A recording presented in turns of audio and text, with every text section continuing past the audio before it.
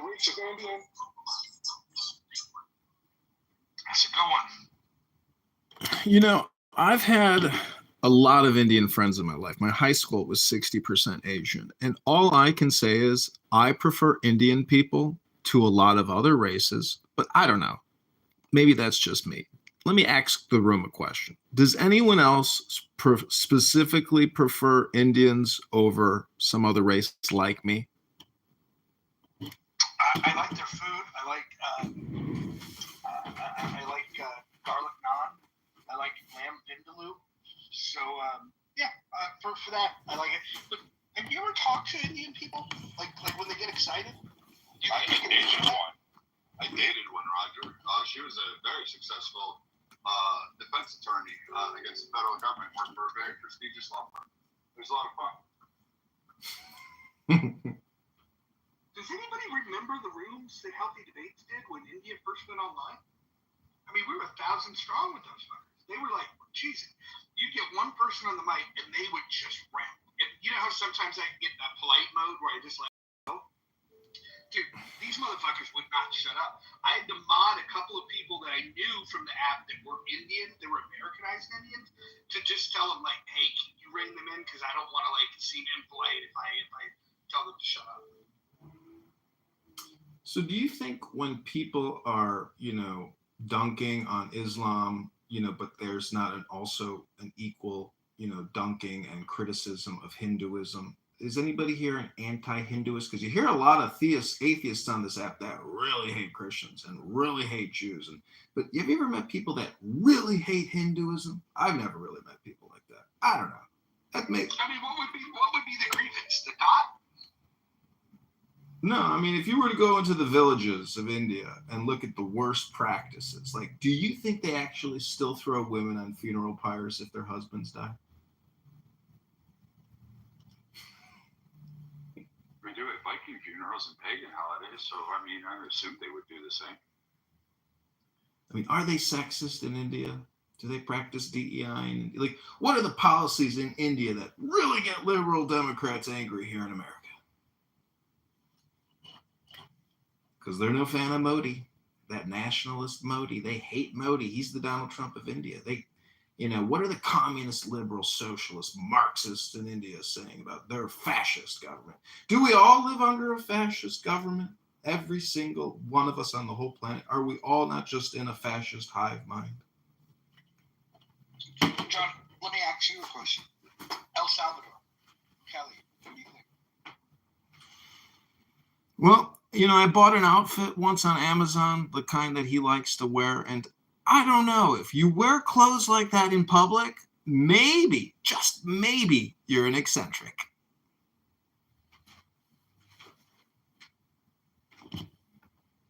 If you had to choose between the politics in El Salvador in 2025 or the politics in Argentina, what would you choose?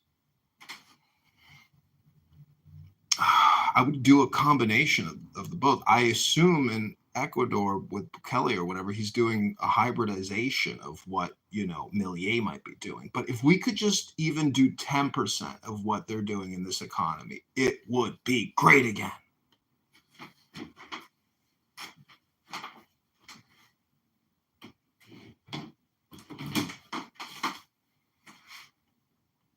Well, they have had a series of murderous, revolutionary psychopaths emerge from their military and become a fascist military dictatorship. Have you ever heard of a general, a colonel in the United States, becoming the president of the United States because of murderous, revolutionary overthrow of their government? I never have. Well, I could, if you would have stopped at general, I could have given you a few.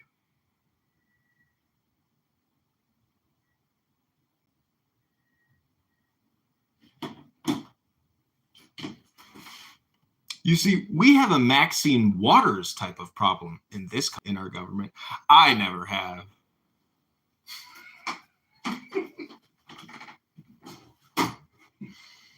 What's a position that she holds that you find abhorrent? She is the head of the Federal Reserve Oversight Committee.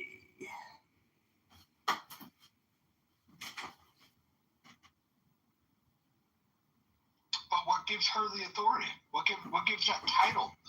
Seniority. When you start peeling it all back, we've got a lot of problems. We've got a lot of fucking problems. The question is how do we prioritize fixing these things? Well, let's look at it from a business perspective. During my time in the IRS, I asked a senior leader, do you think that we should allocate funding to areas where we can generate the most revenue and net income? They said, huh? No, dog. Never thought about that. What are you even talking about, dude?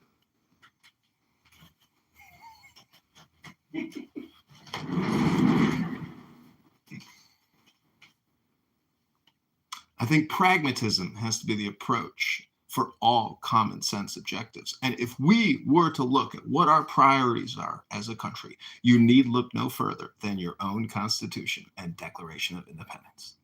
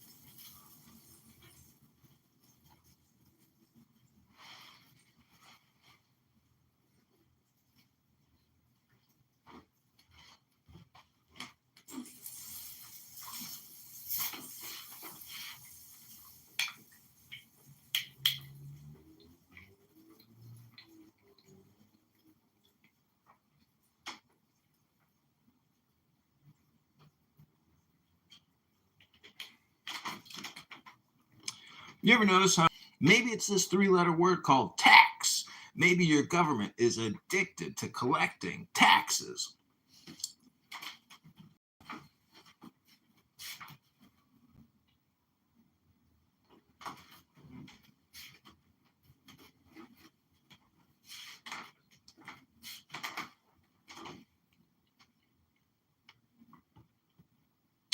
So Daniel, living in Europe from Israel, what do you think about China? Are they a threat? And if so, how?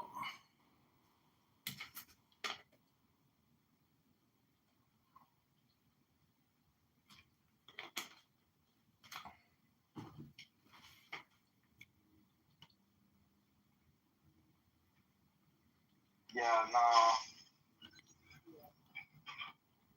Yo no estoy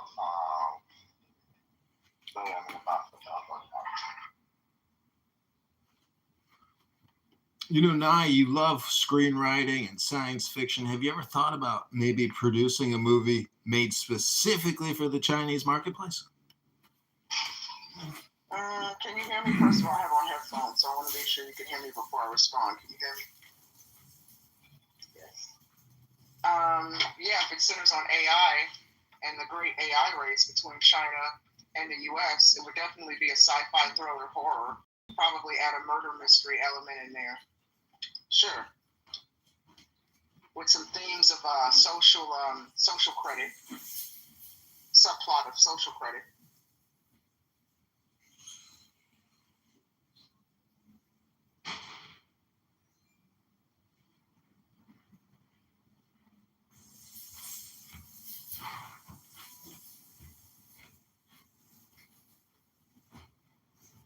Oh, JB's here. Hey, JB. Yo. You go, Nine. Did his phone die again? I don't know. I wasn't looking at my phone, and I just looked back at it when John spoke, and I see he's gone. So I'm not sure. It's possible. Hopefully he didn't get clipped again. Mr. Mojo Rising.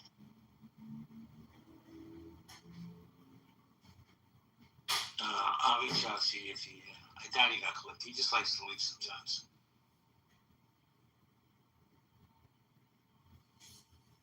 His phone died, and no, his account is still there, so I don't think he got clipped. doing any rooms tonight? I am. And we're going to be lucky. John's not going to be welcome there.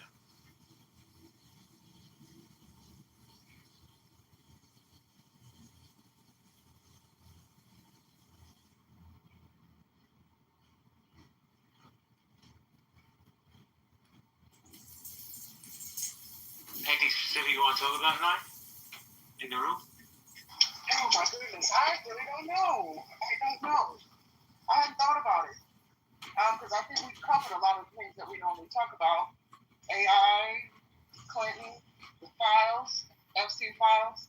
So I'm not sure. I probably need to go onto the Twitter trending topics to see what's hot in politics right now, because I know you like to keep it political. So I'm not sure yet. I just saw something offline. I know what we'll do, though.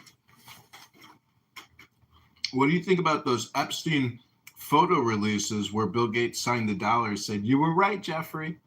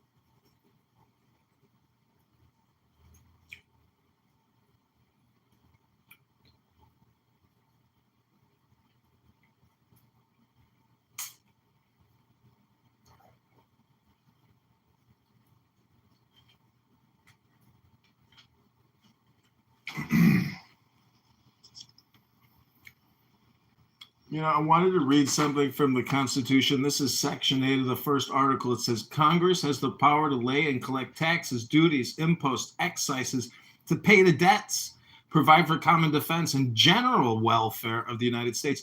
But all duties, imposts, and excises shall be uniform throughout the United States. So why do some states have income taxes, but other states don't? Why aren't taxes uniform in the United States?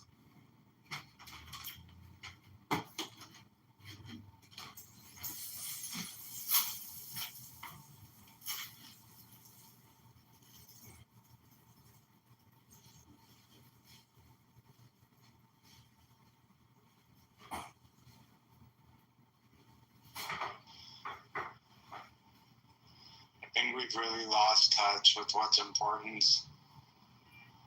This new generation,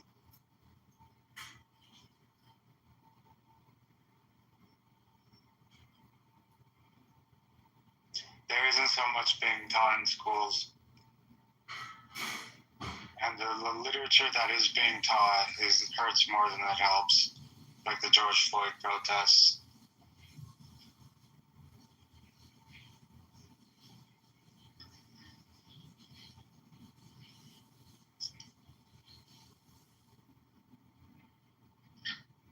No life skills, no critical thinking, no stuff like this. Yeah. Lots of copes and neuroses. People not coming to terms with basic facts of this life. People thinking what feels good instead of what's true. The thoughts must feel good. Thought itself has become a product.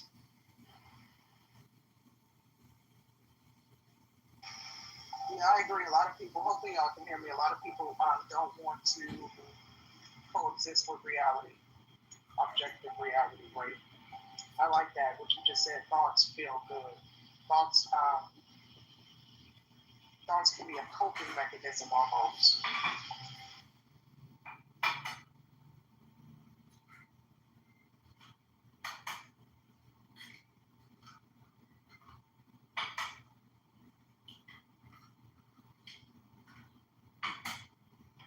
Oh my God, I was on mute this whole time.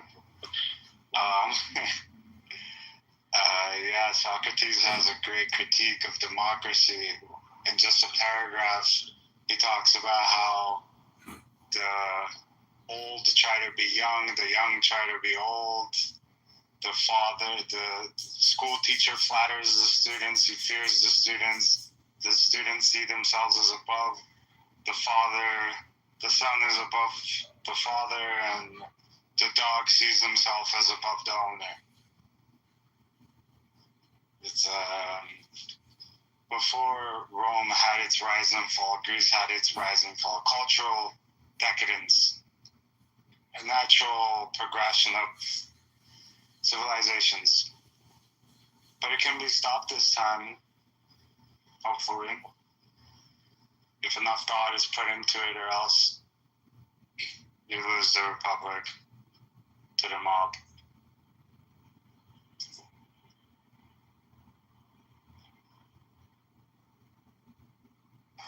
Listen, I'm just looking forward, okay, where we can upload the consciousness to the cloud directly.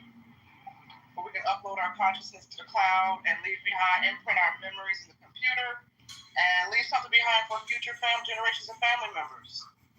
That form of technology excites me. Speaking of mankind's reliance on alternative realities, et cetera, et cetera. Hold on, guys. Sorry, I'm trying to take the groceries out. I'll be right back.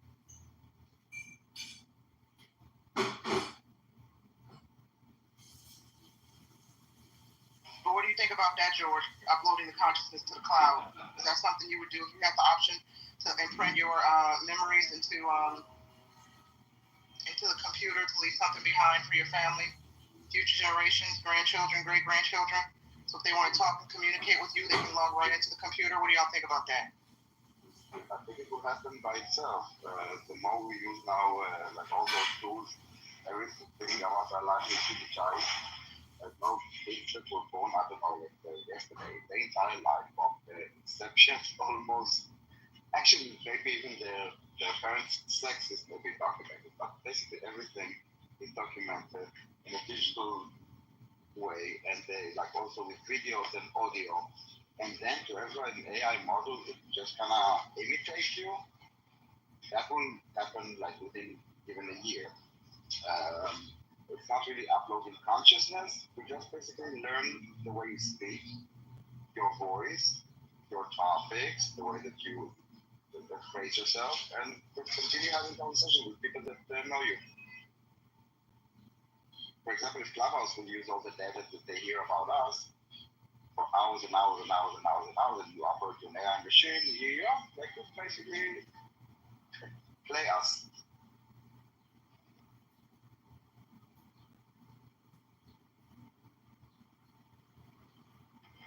Yeah, someone posted the other day, if we had AIs of ourselves, would we allow our AI to be us on Clubhouse and other apps? You know, especially for folks who are at work or just have a life and have things to do, folks who don't spend an unhealthy amount of time on social media like me, for instance. If you could use your AI to be you across social media, especially on social audio, while you get busy doing things actively in life, would you do it? I mean, the whole idea of social media is the social part. I think that if people will be doing it, we would just let bots speak with bots. So maybe it would be amazing if everybody would do it. And then we will get off social media and go back to actual real life where we actually meet other human beings, have actual conversations, or have look people in the eye when you tell them something mean, and don't just hide behind the keyboard. Yeah. Not because I wanted to imitate social media. Maybe it will actually kill social media once AI wants a conversation. You don't even know if you're talking to a human or not, and maybe at the end people will come out find something else. John, are you there, John? I was going to ask you a question earlier. It's not political, so I don't know if you want to answer it, but are you there, Mr. Congressman John? He's probably in another room spying.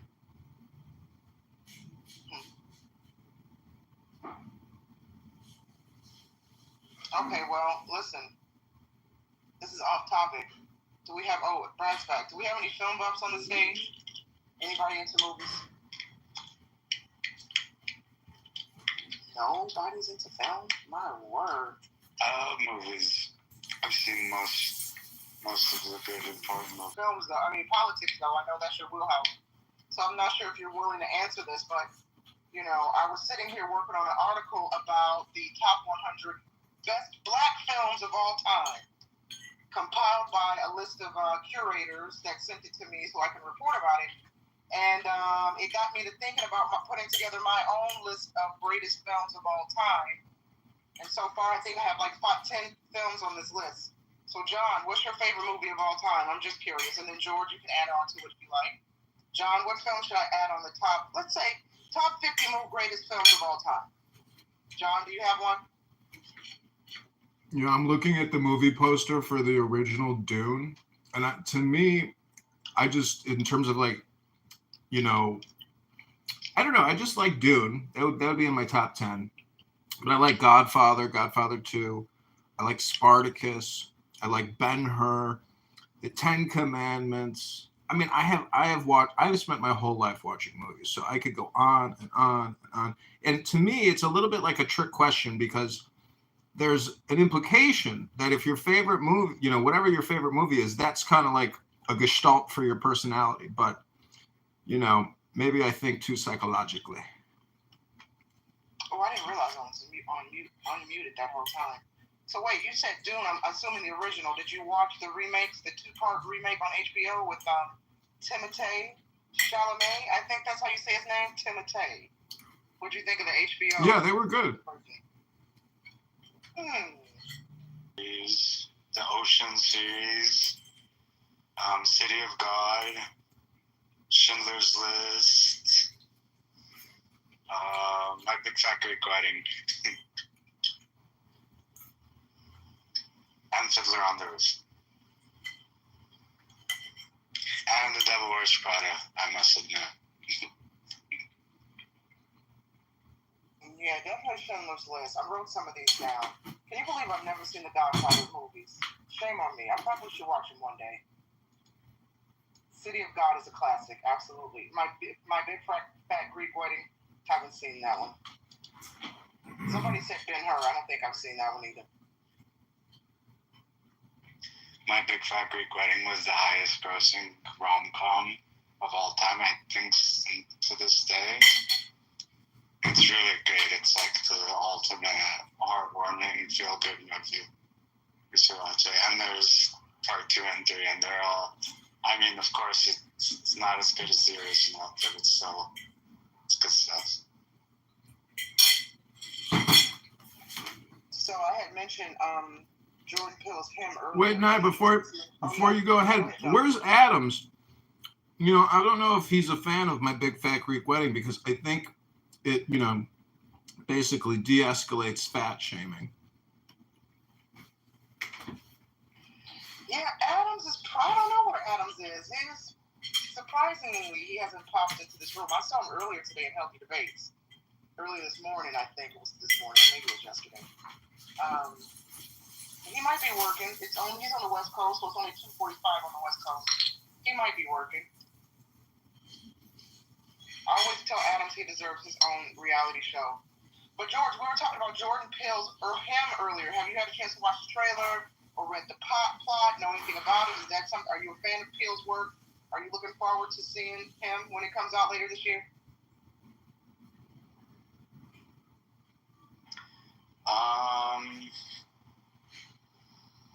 What was it about? I remember seeing something about it. Hold on, I have it right here. They just sent me the newly released trailer. So let me see if I can give you back. Oh yeah, Get Out. Yeah, he did get out. Get Out. Yes. Yeah. and the liberal and then the media tearing us apart and keeping us in these two, separate perspectives when we should all be seeing genuinely the same perspective, but we're not.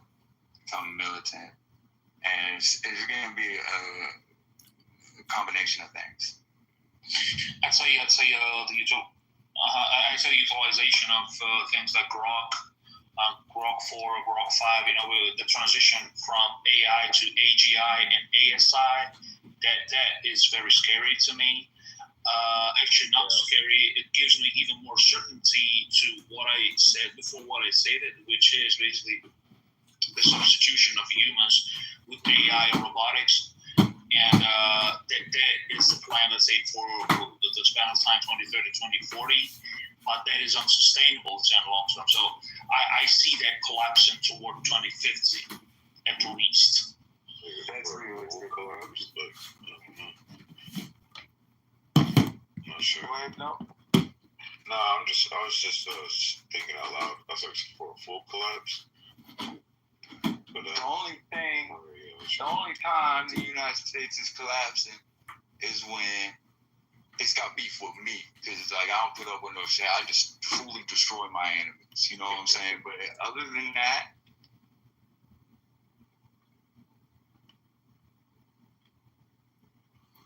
Riboinoi Shaloiloi. Nomads at all? Palestinians versus Jews. Why are the Palestinians always versus people? They can't live in peace. These people are always versing someone, creating fights, debates, launching rockets, assaulting buses with civilians. What's wrong with these people? Can't they live in peace? Can't the moderators not practice censorship and just let people speak their piece?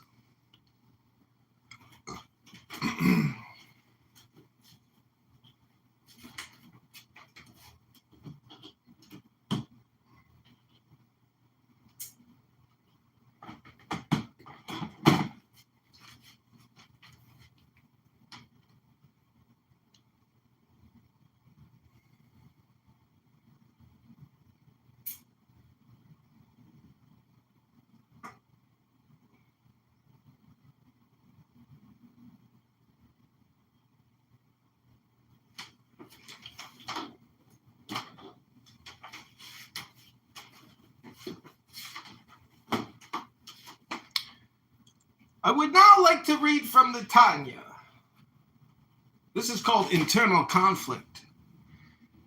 The in-betweener is judged by both inclinations, judged by them, not ruled by them. The in-betweener listens to the claims of both inclinations and judges between them.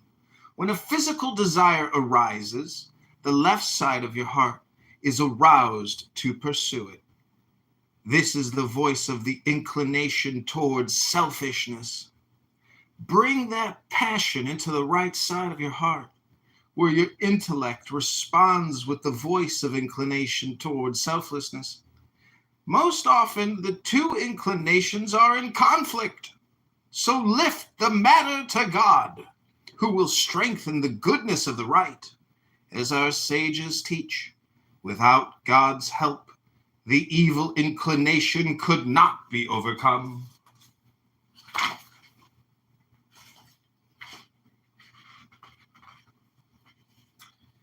Since everyone has both good and evil inclinations, there is no sense in being judged by them, but only by how you handle them. The in-betweener lifts the competition to God. This is what is meant by the teaching, I set before you life and death, blessing and curse. Therefore choose life, that you may live. If the word therefore is a command from God telling us which to choose, then there is in fact no choice at all.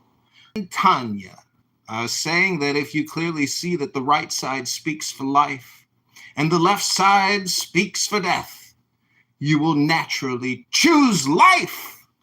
The real choice is not between life and death, but between seeing and not seeing.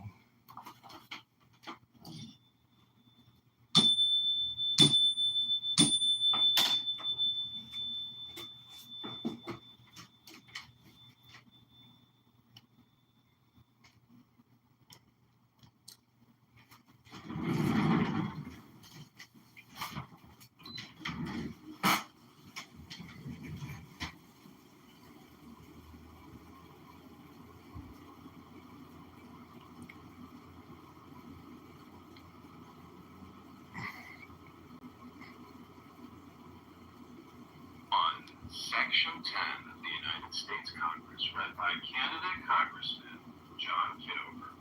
No state shall enter into any treaty, alliance, or confederation, grant letters of marque and reprisal, coin money, emit bills of credit, make anything but gold and silver coin a tender in payment of debts, pass any bill of attainder, ex post facto law, or law impairing the obligation of contracts, or grant any title in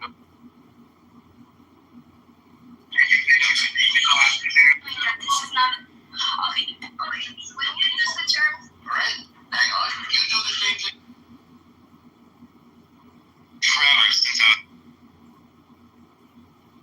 John Kitover of the 16th District of Illinois.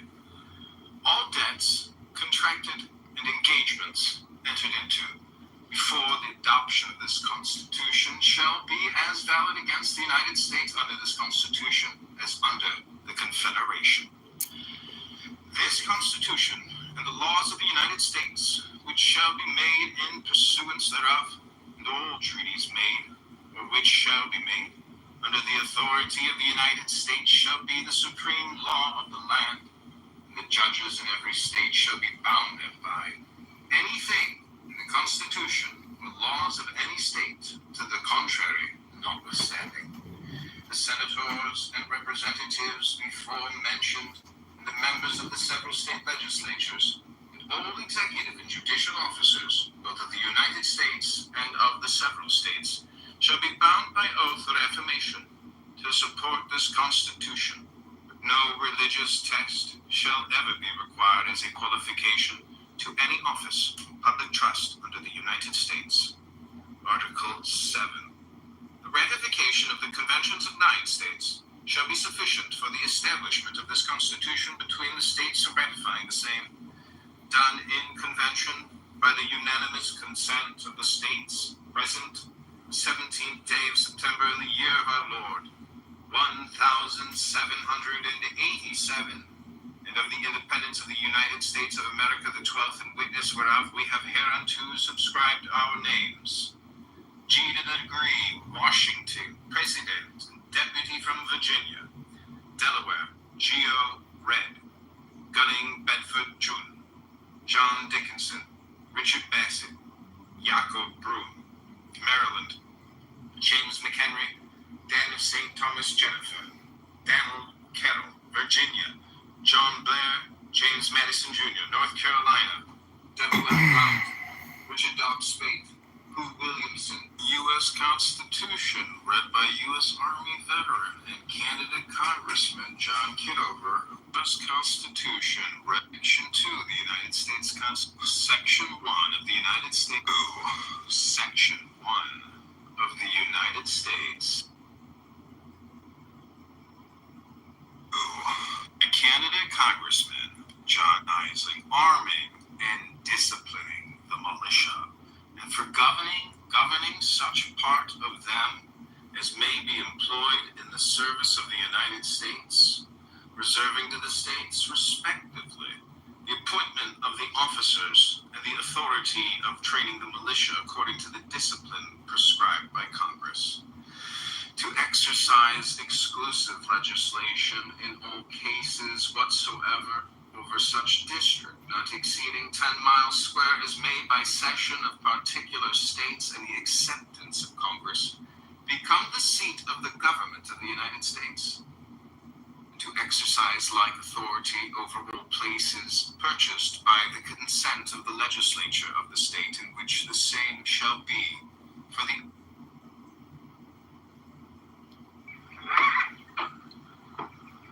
Don't say it's a fine morning or I'll shoot you. Get out of here, Flinton. Good morning. Morning. Carlos, what do you...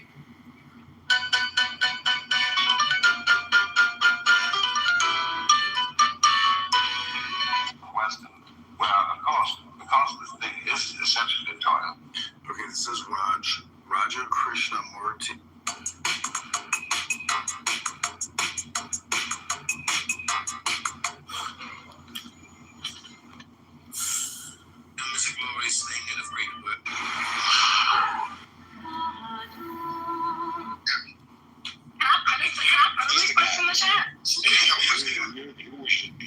I'm Mexican and Norwegian, you dumbass. You did not specify that I carried the child. Then somebody saying, I just realized that this kid was my biological kid that I've known for a year, right? So even in this case, yes, you're gonna have some bias, right? You're saying that that's the same thing as having your own kid, birthing your own kid, taking care of the kid that you birthed for 1 year in comparison to the stepchild that you took to a soccer. So we have 3 random sons in this group, but that's not. We actually have 3 random sons. I think you guys are tranny. We got a tranny. Nah, lots of Josh. We love trannies though. We love trannies. Training? What am I training? You're a tranny. You're a faggot. Hey, you gotta remove the faggot. I'm not gonna stay here. The faggot is here. The faggot gotta go. I'm sorry. Remove the faggot. Or you're just gonna kick. Yeah, I don't like that thing. Okay. So I'm gonna tell you where you're from. But you gotta guess. I like to play. I wanna play. Yes. Well, you missed the cake with the audience. Oh my god, why did you send that? No, that sent the gay tranny Jew out. No. Gay people trigger me. I can't. I lose my trolling and my thoughts when I see a gay faggot. Well, you're on drugs, Bobo. I want to remove the faggot. It's not letting me remove the faggot. You can remove that other fucking joke. Yeah, it looks like a, now that looks like a nigger that will let a nigger fuck his wife. No, gotta go.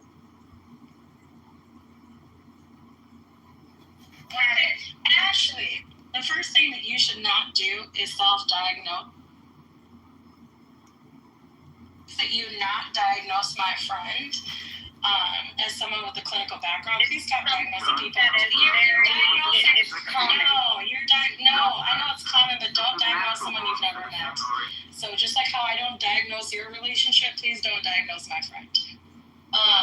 So in your hypothetical scenario, Mike, it's like you have not. No, it has nothing to do with postpartum. She didn't feel postpartum with her first baby at all. She was perfectly fine. You're saying that she I know she's wrong because my friend said that she. What are you talking about? With the baby, it was most likely postpartum depression, even if she didn't know. There you go, Ashley. That's the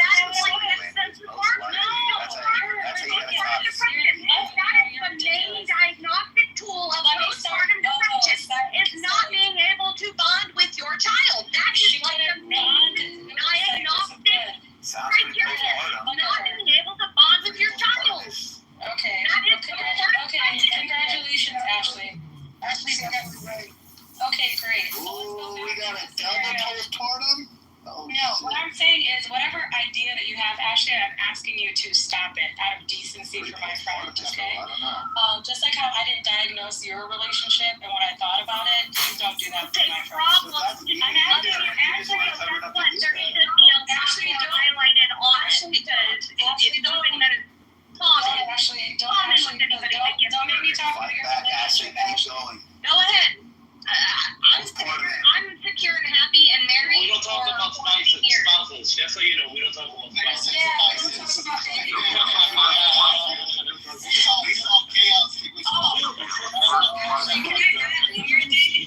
Actually, one more thing that also happens is prepartum too. It's not just post. People also have prepartum too. Psych, in your hypothetical, you didn't say that I carried the child either. I just want to highlight. I didn't. You did not. Yes, I did. Now that. Okay. How about this? Let me just grant what you said for charity's sake. How about this? Okay, you're right. I'll just do this right now. I'll grant what you say for charity's sake. Now that you know that that's what I meant, does that change anything? Now that you know that's what I meant, does that change anything? I mean, this is weird. How else, would I assume you're going to have a biological child? How else would I assume that? I'm going to think that you're, going to go about it the natural, with a more common way. It's weird for you to say he didn't say, you said it was my biological child, but you didn't say I carried it. I clearly said it was biology versus stepness. It's insinuated within the fucking statement.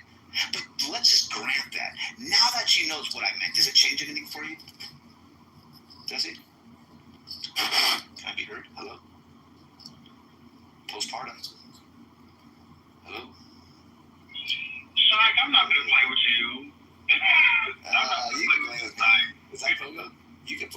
play with you? Shit. Yo, Mike, you was cool. Okay, wait. I didn't hear what Syke said because I took my earbud out because he was screaming. I was not I didn't. Okay, No, you were. All right, sorry. No. That messes with my sensory issues. Please stop. Like, talk to you like this. Can you respond to Nal's can you respond to his? No, respond to his analogous. Respond to his. No, what changes is that you have a traumatic relationship from your own childhood in regards to dealing with a lot of step parents that you somehow value. You value that. But respond to what.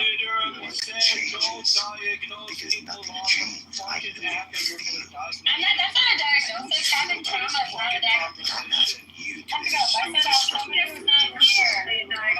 It's for somebody who's not here. It's for somebody who's not here. You tell me if it made a difference now that you have an understanding. Yes, you gotta let What Syke I talk. intended the whole time Was to create a value between biological children versus stepchildren. Can you answer? Does that change anything for you? No, it doesn't change anything for me. What I'm telling you is spending 15 years with one child versus one is very important to me. Well, you could have done it. Say, hey, look, you didn't say that. Who It voted? doesn't change anything anyways. But in fact, you said that because Oh, which one did you you pick? did.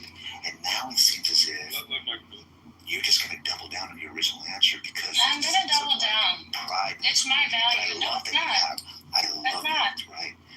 My experiences as to why I have whatever is very similar to what Ashley did without. You know why it's not? Because that person is not here.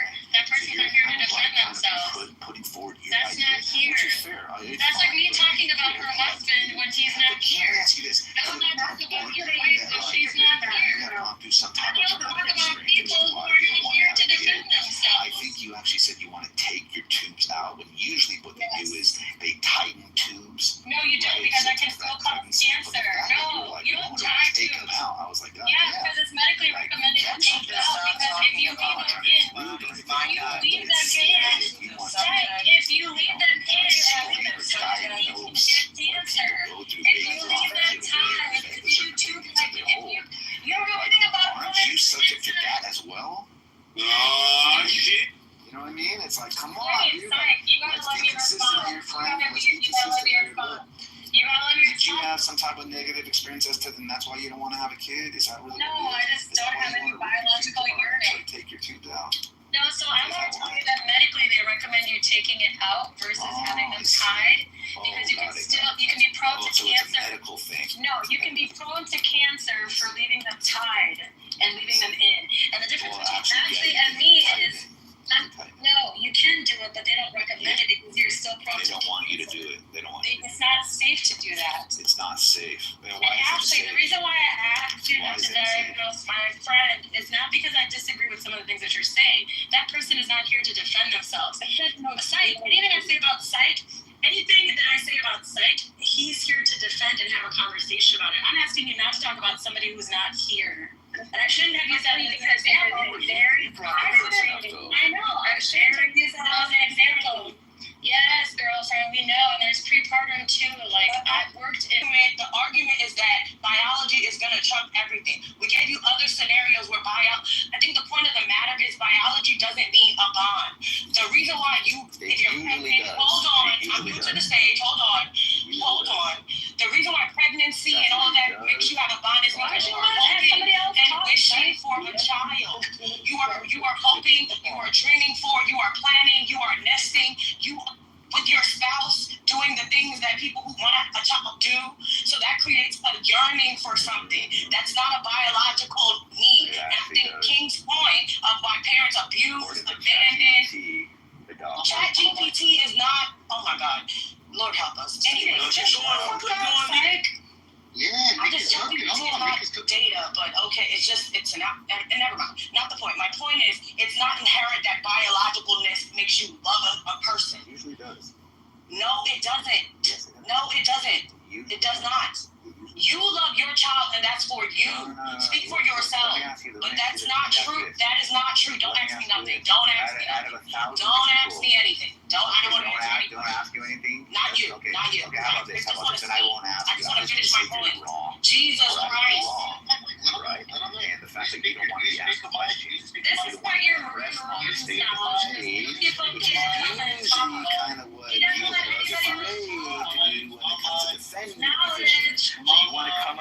go, blah, blah, blah, blah, blah. But then when you push back, you want to be like, I don't want to answer your question. When it's clearly the case that more often than not, there's a biological bond. I want to make sure that it's equal. So there you go. Go ahead. Me. Sure. All right. I want to welcome Robin to the stage. Welcome, Robin.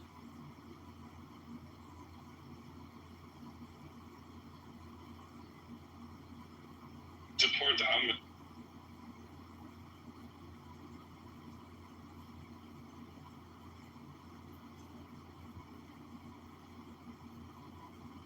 And I'd be the first one that actually discounts biology overriding everything, because I have a little boy I've raised from the time he was 2 weeks old, and I love that kid just as much as I love the girls that I birthed to this day. Even though he doesn't even live with me anymore, he's still just as much one of mine as anybody else, like as much as he is his mother's, because I raised him the first 3 years of his life.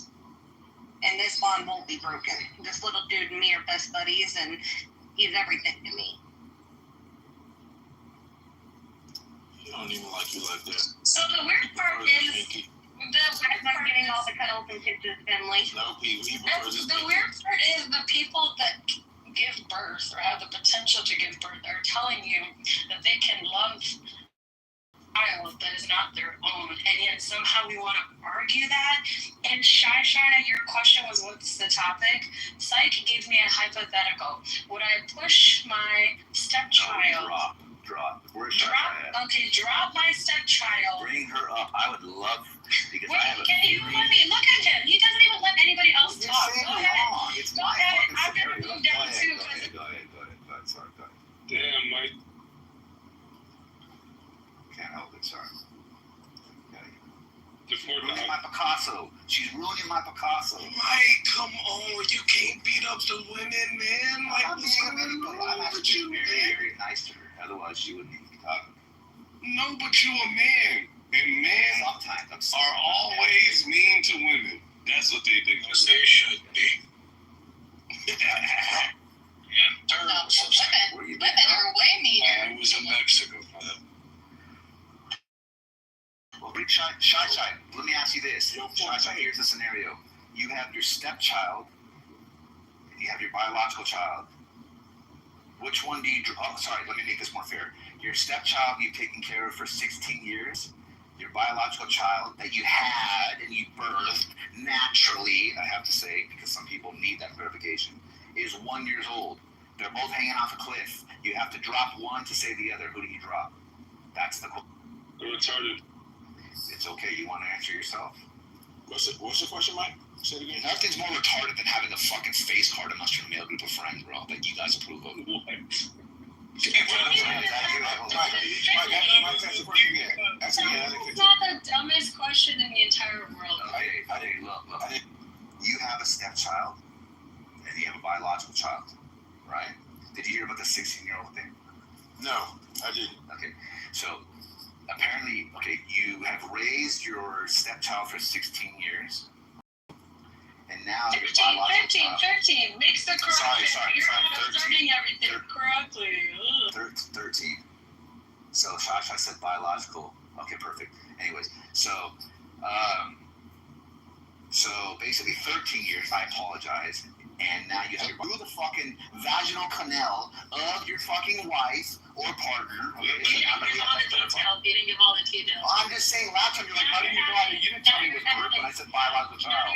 Now you're adding. Okay. Anyways, so forget about that. Strike that from the record, family. Sorry, I didn't mean that. No vaginal canal. Okay, anyways, it's your biological child. They're hanging off a cliff. You have to drop one. Biological. To save one. Who do you drop? I'm keeping my biological kid. I'm sorry. So I'm a very smart man. For you to say it's a dumb question, all this is a fucking trolley problem type question, right? It's the same concept, dude. It's like, Hey, Mike. Yo, Mike, I told you you had to teach me, and I give you credit, give you flowers. You had to teach me how to, like, just engage with the freaking thought experiment, right? And I'm starting to enjoy the thought experiment. So this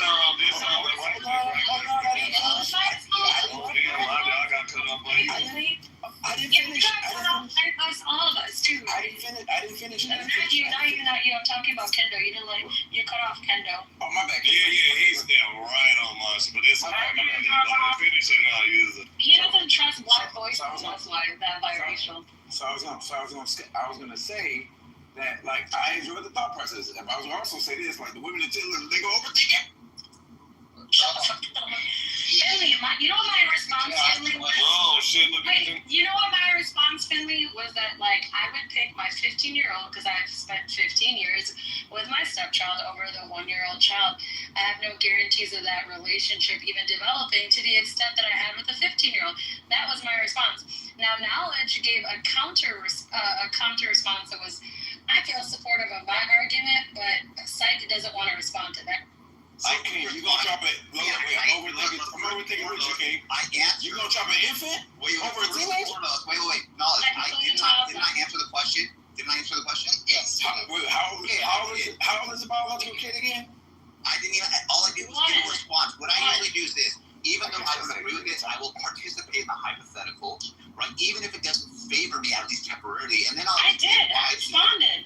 I responded. I responded in your favor.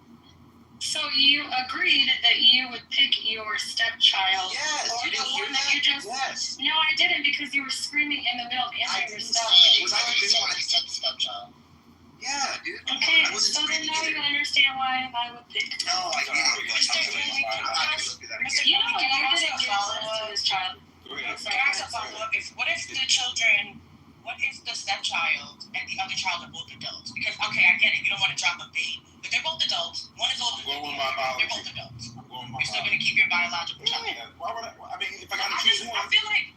If I gotta choose one, why am I going to choose my own But I'm just saying, why? I'm just asking what the reason, because Sykes' whole argument was that you inherently love your biological children more and you're gonna choose, but actually disagreed. That's why I was trying to come up to say, like, not everybody agrees with that. Some people believe that their stepchildren are their children and they don't love one over the other. I don't believe that there's this inherent love just because that's your biological child. Now, when you go on surrogacy, because it's like you did not hold the child in your stomach for the hypothetical, and you may not, does that mean you love that child less or more because they're biologically yours? I disagree with all of that. I just think that I don't even think parents inherently love their biological children, but apparently I'm wrong for saying that too. No, you're not wrong for saying. I don't think anybody's wrong for saying anything right now. We're having a conversation. If you're picking Clubhouse versus your kids, you definitely don't love your. Okay, great. So anyway, what I'm saying is this: is that the idea is saying, generally speaking, and we even highlighted certain like examples. Some have personal. I think I said that American murder, whatever the case is, we all know that things can stray, right? Which is why it's so fucking it's something considered to be extreme, right? So I want to know, does anybody like disagree that generally speaking, you have an inherent, a biological fucking chemical response, right? Connection to your fucking child. How do you have that connection? I don't disagree with that. Yeah. Go ahead. I disagree. Can I respond? Here's why I say I disagree. I think there's between men and women. I don't think men can have that same feeling as women. Yeah, you're wrong. I think that's sexist. But here's why I say it's different, right? Here's why I think that you do have this biological connection. Because if that were not the case, adopted children would not seek out their biological parents. And biological parents that give up their kids would not. I think that's sort of socialization. I think it's not socialization. I think it's I think it's a value of wanting to, the value of biology versus like relationship and time. I think that's totally sociological. I'm with the guys on this one. Yeah, I don't think you're taught to want to go look for your parents.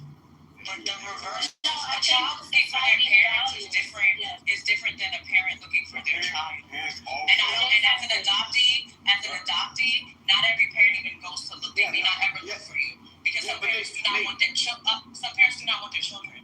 Because it's not inherent because you had a child that you love them or you want to care for them, because that's just not true. So y'all might love y'all kids, and I think that's why it hits when we say it. But the facts are that people don't. But respectfully, right? Y'all women do this thing where y'all, they speak in generalities, and then y'all say, well, but I didn't do that, right? And generally speaking, people people do seek out their Children seek out their parents, but it's not the reverse. Parents do the same all the time. Let's ask ChatGPT. Go ahead. I just did. I said, more often than not, is there an inherent connection to love your child, care, or protect your child? Yes, more often than not, there is an inherent biological and emotional connection to love, care, and protect one's child. This connection exists in both men and women, is supported by evolutionary biology, neuroscience, and psychology. Between hormones, Thank you. evolutionary biology, comma, neuroscience, comma, and psychology. Psychology is in there. Yeah, what do you think that means? What do you think that means? That means that I believe that certain people are socialized to value certain relationships. What about the other two factors that I highlighted? And I think part of that, I definitely agree with you that between biological parents and their children, that there is a connection. But I don't think that it's a connection that should be compared to also raising other children. Because how many people do we know? No, listen, do you realize that a biological connection or that level of a connection for children and that same response, that same connection, while though it's not exact because of DNA, well, Finley, that's what we're debating. You just got here 10 minutes ago, sir. So what I'm trying to say, Finley, let me finish. What I'm trying to say is my connection to my stepchild is not the same as the one that you would have with a biological, but it is so close enough that when you live and exist with someone, you can still have a biological response to caring for that person. But no one's saying that you don't have a response. Yes, he did. You were here for the last 20 minutes. You just came here.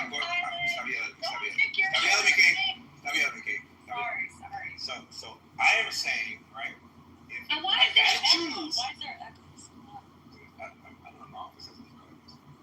I don't know what's going on. Are you in the? I'm in my home office. I don't know. Maybe I don't have enough stuff to do. You get a plant? I'm not putting a plant here. So. Not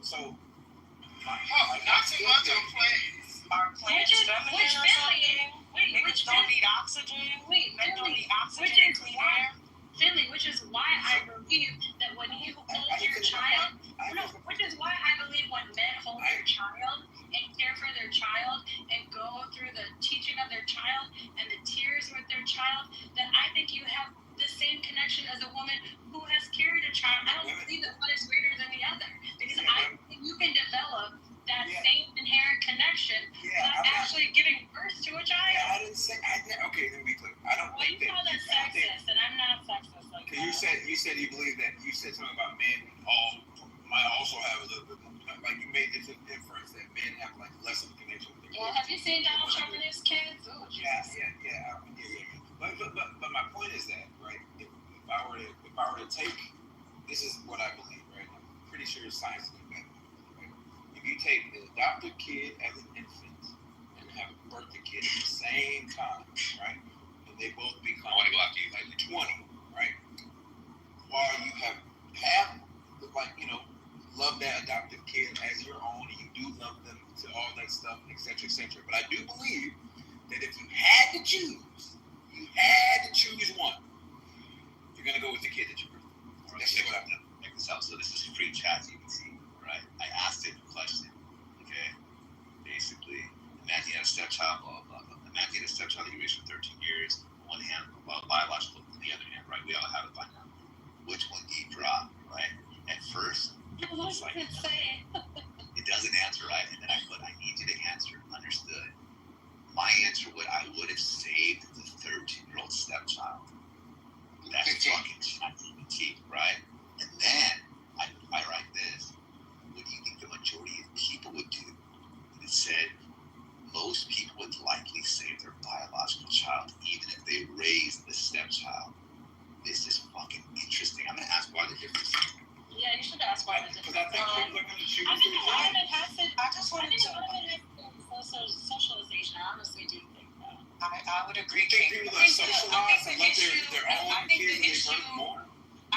issue, Mr. Finley, is I guess the word that's like tugging me is the inherently part, and I think my argument is really like the proof is in the pudding in y'all parenting, not anyone specifically here. I think that sometimes when we have conversations like we be talking in generals, y'all don't like y'all kids. It shows in the evidence of how we treat children.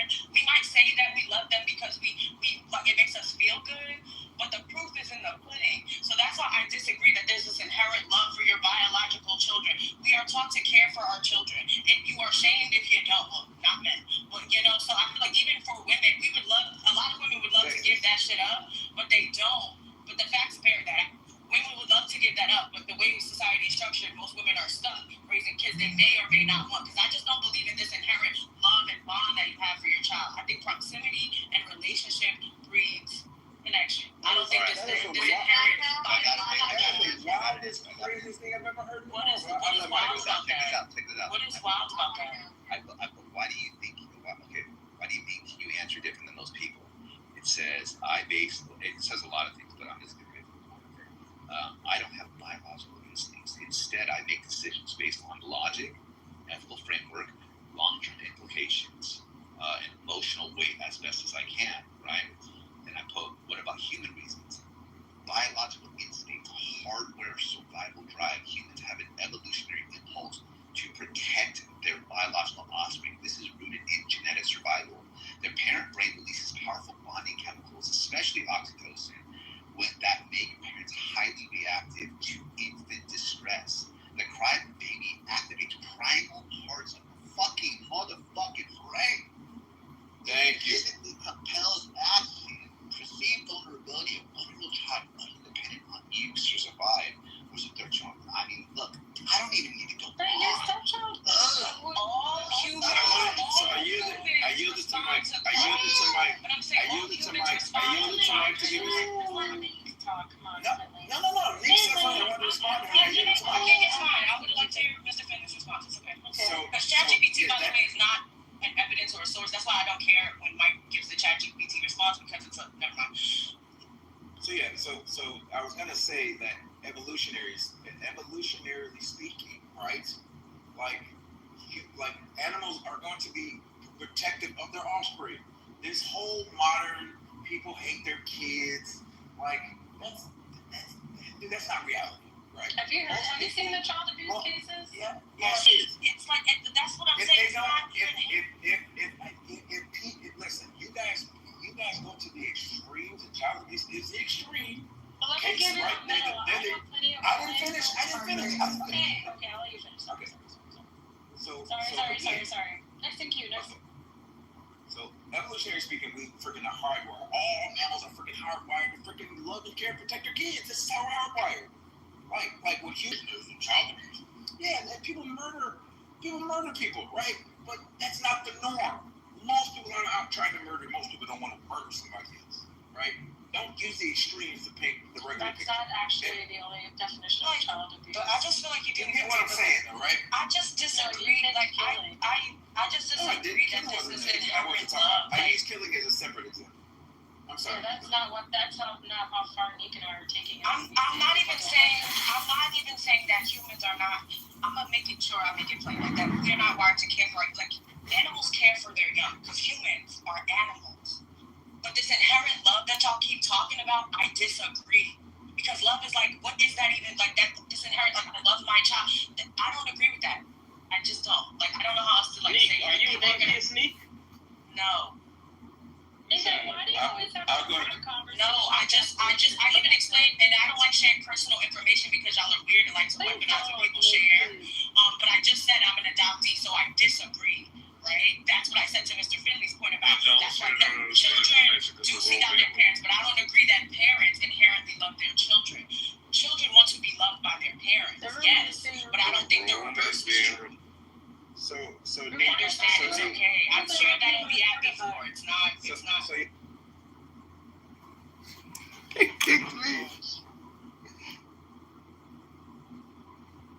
People on here who profess to be Muslims, and their views seem very, very extreme, right? Death to Israel. Israel's going to be destroyed. Everybody's coming together. The Muslims are coming together. The way that a lot of people talk. And you said something to them which contradicts what you've just said. I'm not making any claims here. I'm just asking for the evidence of it. So, if Muslims and even non-Muslims who are anti-Zionists, who hate Israel, if they're talking actually on here, are you in fear that soon Israel's sovereignty will go? Israel would be gone because of what people have said on here. All of the evidence is to the contrary. Did you want me to answer? Yes, please. All of the evidence is to the contrary. When they attack Israel, Israel shows that it is stronger than I had ever imagined. I never imagined that we would be able to go into Gaza the way we have and have such an impact on the terror group Hamas. I never imagined we could go into Iran and have such an impact on the world's greatest sponsor of terror and genocide, the Iranian Revolutionary Genocide regime. I never imagined that Assad would fall in Syria. Ruben, Dave, everybody, Mississippi, we're living in a time of miracles. Say again? Hey, I can't really hear you. But we are living in a time of miracles. I believe that Israel is it's like a sail. It's like a boat with sails on it, and Hashem is providing the wind.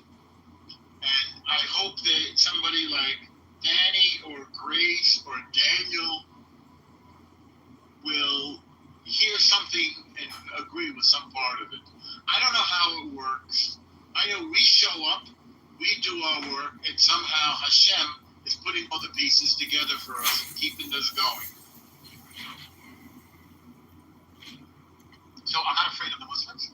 I anticipate that things will get difficult because they often do. We've been living for a while in a golden age, but most of the time we Jews have lived in the diaspora, in Golos, in exile. We've had a hard time and we've had to figure out how to survive. Some people, I won't mention their names, some are in this room, have risked their lives for me, and their family have risked their lives for me, so that I have, thank you, so that I have a safe place to go if I want to have a refuge in Eretz Yisrael, the Holy Land. And it literally brings tears to my eyes. It's a debt that I cannot pay back except by doing whatever's in front of me. Raising my kids, taking care of my family, giving tzedakah, doing acts of kindness, and learning Torah. I'll mute up because I'm going on. That's okay, you can carry on. Only a few days ago, my wife got a nice, lovely pushka. And very, very nice she was. Miss Danny, do you have anything, would you like to say anything? Yes? I pray for peace because I think peace is, in terms of the one or the unity of all men and women around the world, that, peace is the best place to be. And if you look at the videos prior to October 7th and 20 years prior to that, you look at the videos, the Palestinians were not promoting peace. They were promoting war, terrorism, death, and destruction. And I did a birthright trip in 2002. And then I saw the Palestinian Media Watch organization, and I started seeing out the hate and the murder prompts that they put out in their communication. Totally insane, totally sick, totally based on whatever bullshit they can come up with to explain their behavior.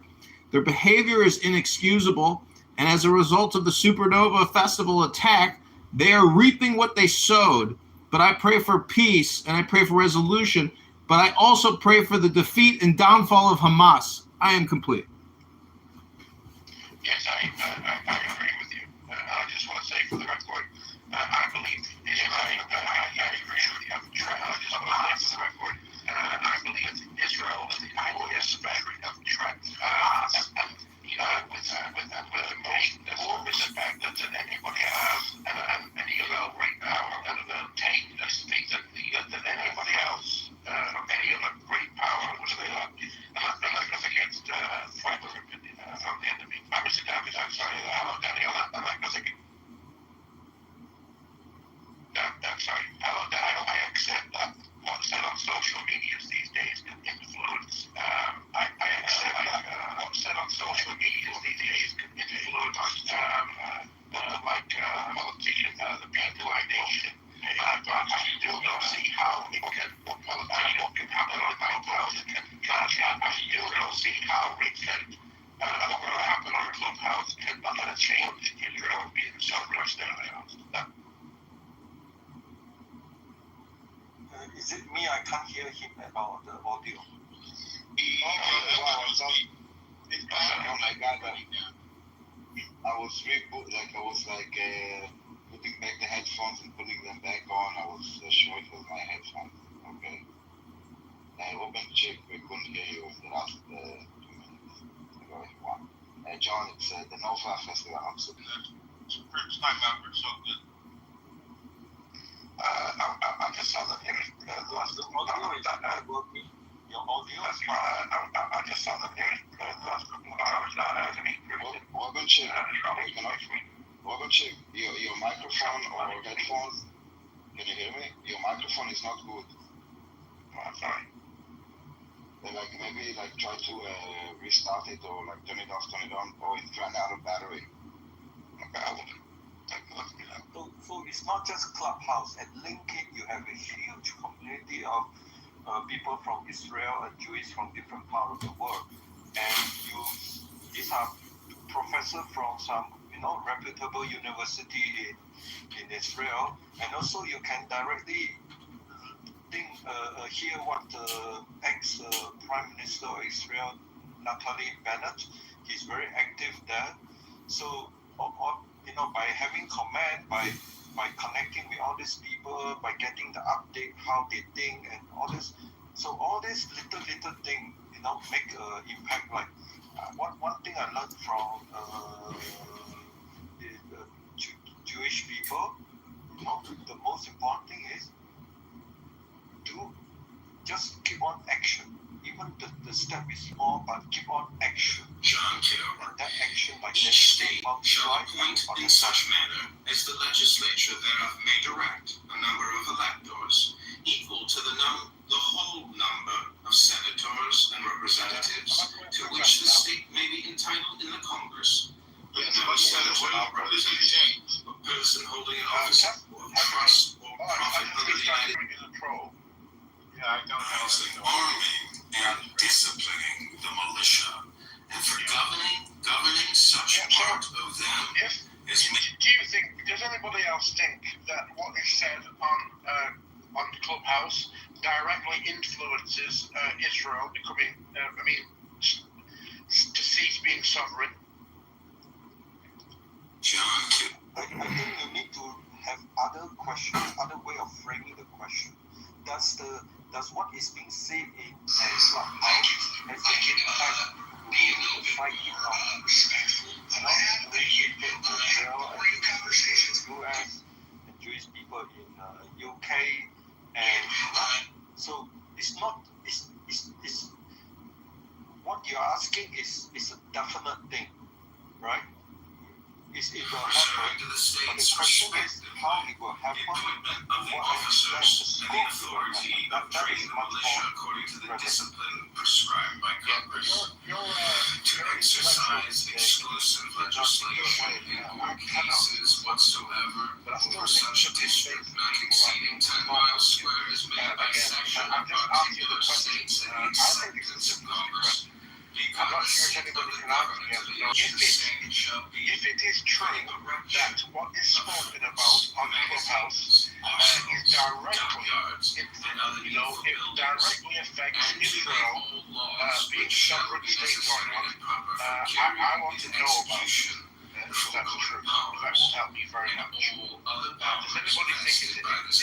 Again, please reply like a man.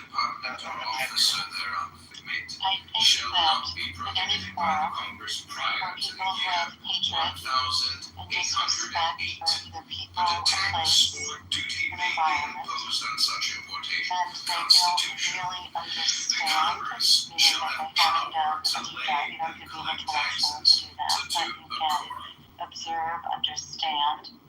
I think that hatred amongst groups of people fosters itself and it ignites other people to come into their path of hatred. So without information, understanding of the people of any group, and just taking what you hear from others can spark a lot of hatred. And I think when it comes to Israel, a lot of people in a lot of different environments don't really, it's a small little country the size of New Jersey almost, and they have no real sense of what is happening. There's a lot of Jews who are intellectuals who are not also knowing all what happens. And it's a very difficult unraveling, meaning to take the pieces together to see where you stand. But hatred toward any group of people for the sake of hatred and not having a real stand on it is problematic. And the Jews have been going through centuries of being scapegoats in a lot of communities for things that are really ridiculous and in some cases, in a lot of cases, made up. Our job for me is to unravel where people are with their sense of hatred, with the information that they have, and speak to people who are willing to open up their minds and understand that hatred is at the point here. And if the hatred is removed, we can start working on making our best effort to get to a point of humanity. And that to me is a goal. It's the hardest goal that I have at this point in my life, and I know how difficult it is. But I will pursue unraveling the hatred and starting to understand the humanity that could be possible. Thank you, Ms. Grace. With most people, I don't get everything because people speak over my head. That's a compliment for everybody.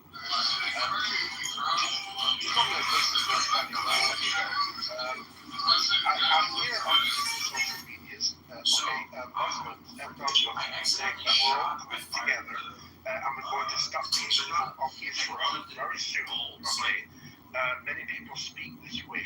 We speak about having a power that a great influence. And Israel is going to be gone. Now, on here and on social medias, my fellow Zionists, right, and myself have said this, that you do not have that power and you never will. So, when people speak this way, am I right in saying that myself and fellow Zionists have that wrong, that they do have this power to dissolve the state of Israel? You guys got me all confused here. Who the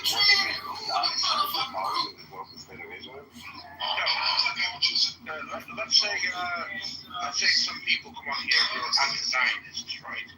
And they speak about Israel is a cancer. Israel and Muslims and non-Muslims anti-Zionists. We are growing in numbers very rapidly, and we're all coming together. And we're going to put our voice forward. This is happening globally, and this is sufficient amount of power for Israel to be destroyed. For Israel to be dissolved, no more Israel, right? But myself and my fellow Zionists have said, no to them. People say that you do not have that power, and you never will have that power. So I'm trying to find out which one is it. Do they have the power on here and off here to destroy the state of Israel? I just want to know which one is it. It's a very simple no. They don't have the power to destroy Israel. They are great attempt. It's one of the, absolutely the biggest campaign ever against Israel for France. I don't think that anyone thinks that they will be able to succeed. But, so no. I agree with you.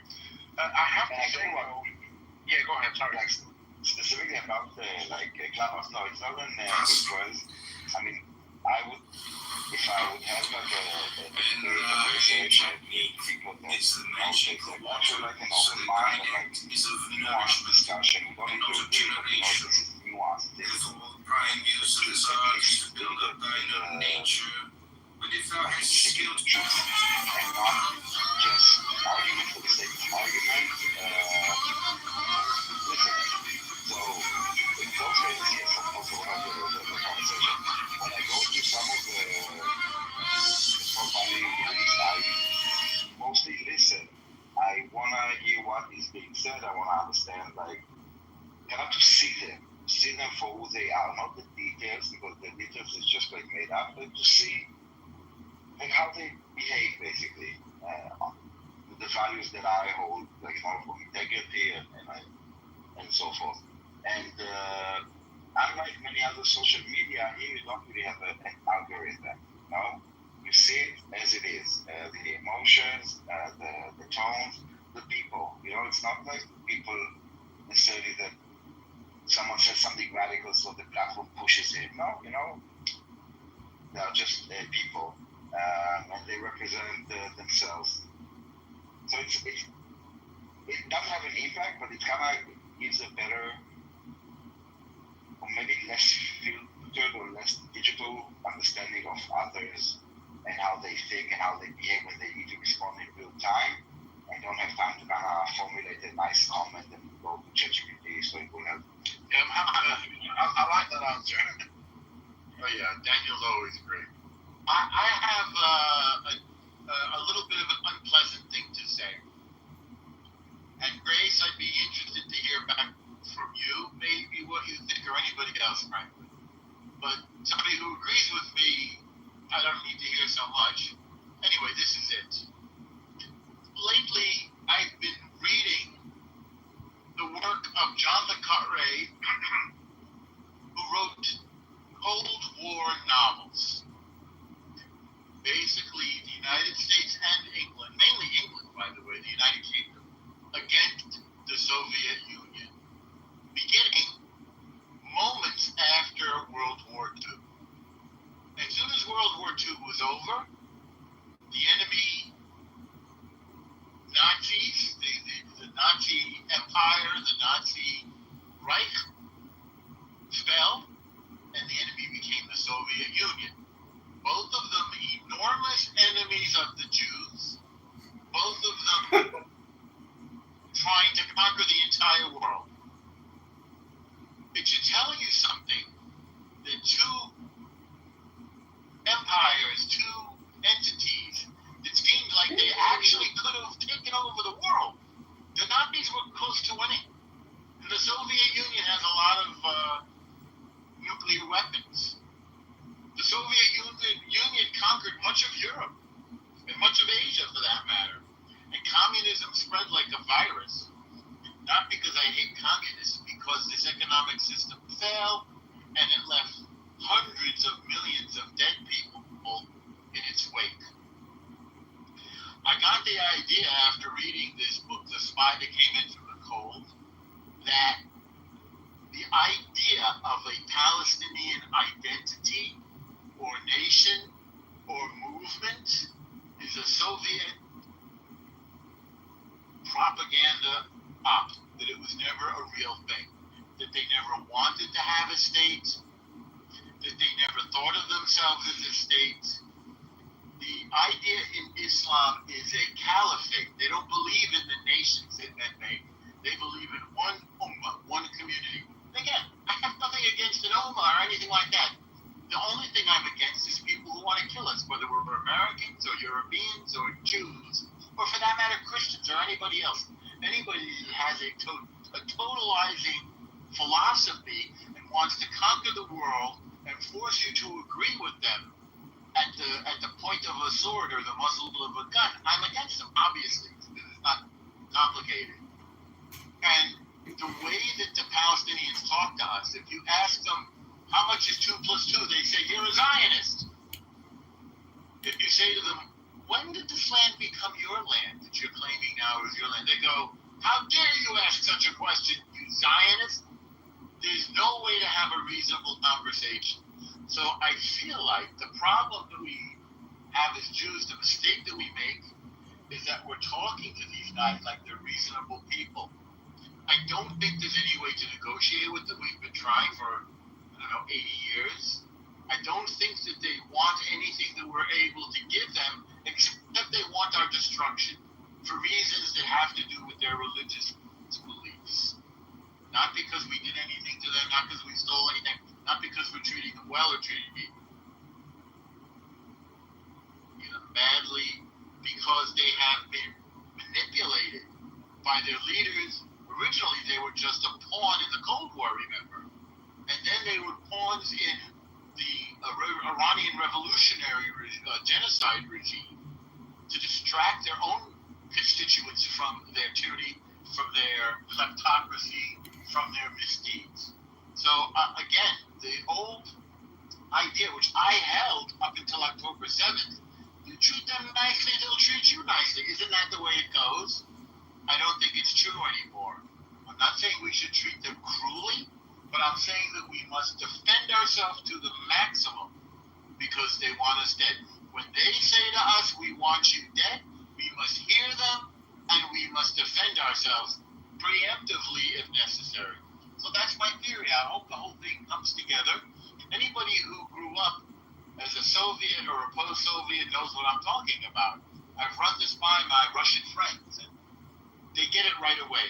Anybody who lives in the Middle East, they get it right away.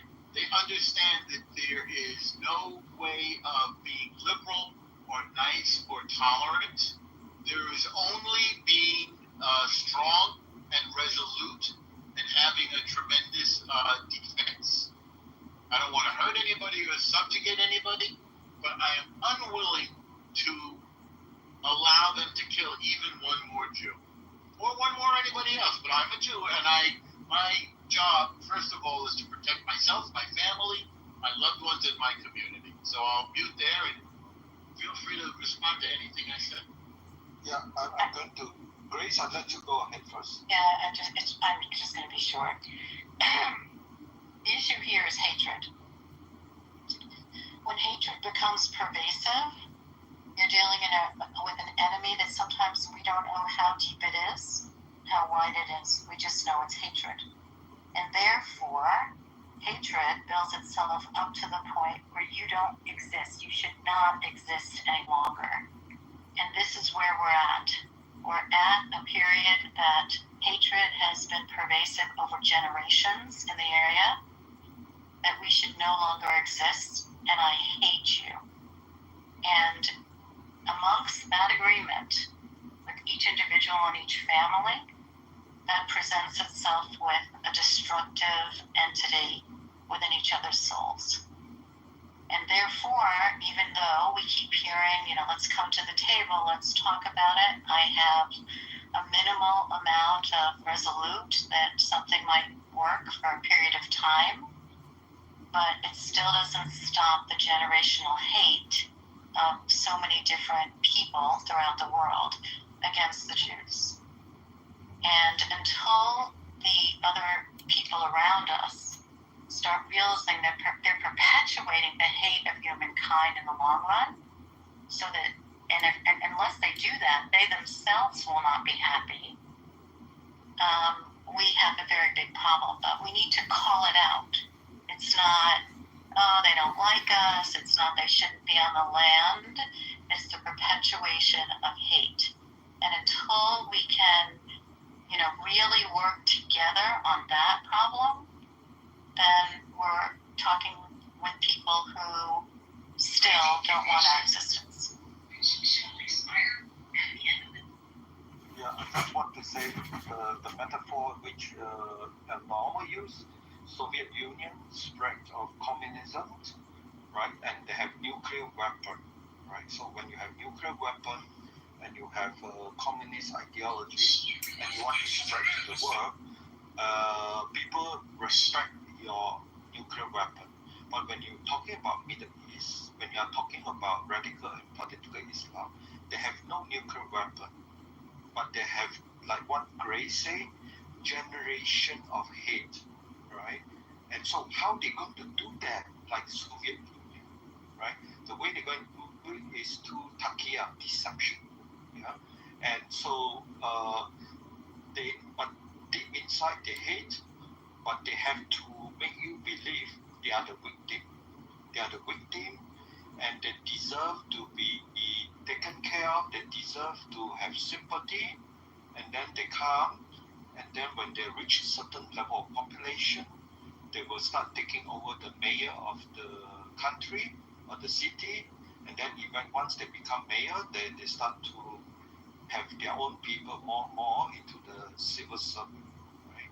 And we see this happening in IRGC, a small percentage of 10-15% taking over the other 85% who still remember before 1979 what a free country still was, right? So we are dealing with people with generations of hate who are determined to pass down this generation of hate through a society that is indoctrinated to pass on this hate, right? And therefore, the problem we have now are twofold. In Europe, what I learned a few days ago, there are also deep anti-Semitic hate, right? And this together with lack of understanding how the Middle East language is like. There is peace through strength. You need to speak their language. The language is they only respect power. And if you be kind, you be equal right, and you talk about humanitarian, then you are exposing a lot of loophole which they would like to take advantage, which they would say like we are the victim, let us come in, let us get everything you can offer, let us make many children and burden your social welfare, and let us have more fighting age people coming here, and then we will make sure you have no place, no way to resist us. So this is the problem. We have twofold in Europe. There are people who are anti-Semitic. People who are anti-Semitic. There are also people who do not understand the language the Middle East speak.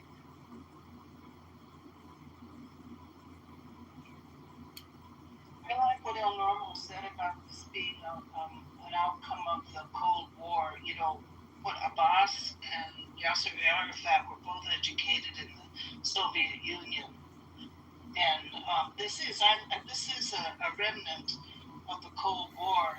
And when the Soviet Union fell, early on, they had Lech Walesa in Poland. You know, they had some leadership there standing up, you know, then years later, not too long later, it fell. But, you know, I pray for some Palestinian leadership, new leadership among them. I don't know if that would be a miracle, but Lech Walesa was a miracle. And the Soviet Union falling was a miracle. They're out of the blue. No war, no very little battles or etc. But you know, do we need to give up on there ever being leadership? I mean, right now, first Israel is going to take over Gaza and get rid of Hamas, but then isn't the plan for the U.S. to go in there and rebuild? And maybe there's some way to install some Palestinian leadership. These people are not going to have their own state. They're going to be dominated. And what kind of leadership could we install there or help them with? Why do we need why do we need to install leadership? At the end, part of this big production of the KGB is to create this Palestinian identity, the PLO, this concept of Palestinians is basically a weapon. Their suffering is it's an industry right now, and many people profit off of Palestinian suffering, except us. But from UNRWA, I think they have like, don't get me on the number, but I think like 40,000 jobs. So many people that became like little famous just by supporting Palestine and like saying something like those what's the name of the Irish band and this Bob Dylan and the nickel what? Dropkick or something? Kneecap. Dropkick or kneecap or something? Yeah. And the only reason that like they became like from like around zero, not zero, but like no plays, how they call it, the replays or whatever, the counties on Spotify, whatever, to like millions, and like booked and like concerts that are like happening just by saying death to the IDF. It's no one has no interest in resolving the issue. Like no one in the world. The UNRWA, in their 75 years of existence, had not settled one single Palestinian refugee anywhere in the world. Not a single one. So they have no chance. And at the end, if you want to be a nation, you want to have sovereignty and create a state, you need like these national problems stage right now, but like we need to have like I'm trying to understand how a society cannot organize. I said, how much do you love listening to these fucking terrorists? And distribute. I don't know. Is that room going? I have to get my burner phone out. My anonymous. They're lovely people, aren't they? Okay, let me see. What were you eating earlier? An omelet and blueberries. I thought it was an omelet. I was like, no, it looked like tamales or something. Couldn't figure out what the fuck it was. Yeah, those fucking Terry's are lovely people, man. I don't see Amir's room. Huh? I don't see Amir's room. Oh, no. Which terrorist supporting room was that? This is not terrorist supporting room. What are you talking about? Oh, I just heard somebody talk about Palestine, so I figured. I was assuming, anytime it's about Palestinians. No, this is Daniel, El Normo, Dave. Oh, okay. It's the right side of the war. This is Pat. How's your unemployment good? Huh? They still being assholes. Is your disability or unemployment shit, whatever the hell it is, they still being assholes? I don't know. We'll find out. But I found the terrorist supporting room. This is okay. Yeah, that black lady last time. It sounds like a stupid conspiracy. Much a testimony from idea. Alrighty, Johnny. We'll have fun trolling the rooms. Absolutely. Get your burner out and start messing with the beer. Okay, join me on X because I'm hopping into a room hosted by a Chicago political organizer shortly. What's your episode? Which one is it? It's John Kitover, Illinois. John Kitover, Illinois. Okay, I'll look it up. Okay, I'll talk to you later. Bye.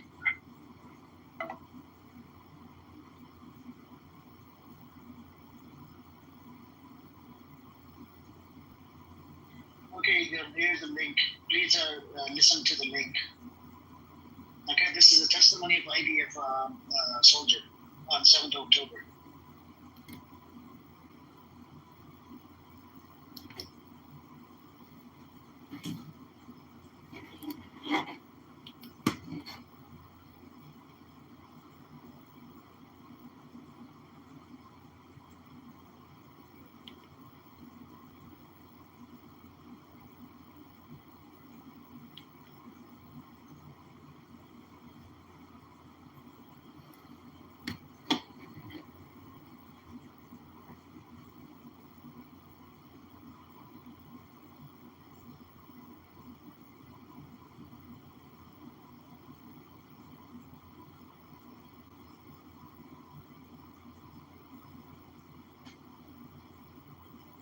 dude? There you go. All the pieces, all the kids to get out to the PCs, they've all got. Nah, we ain't going all that. Nah, we gonna shoot dice. I need that's all I need. Don't need to be 53. I don't need to be 44. I don't need to be 62. I just need that to be. Emails, 2 or 3 every couple hours. It seems like people want all the petitions. So we're getting them out. That's great.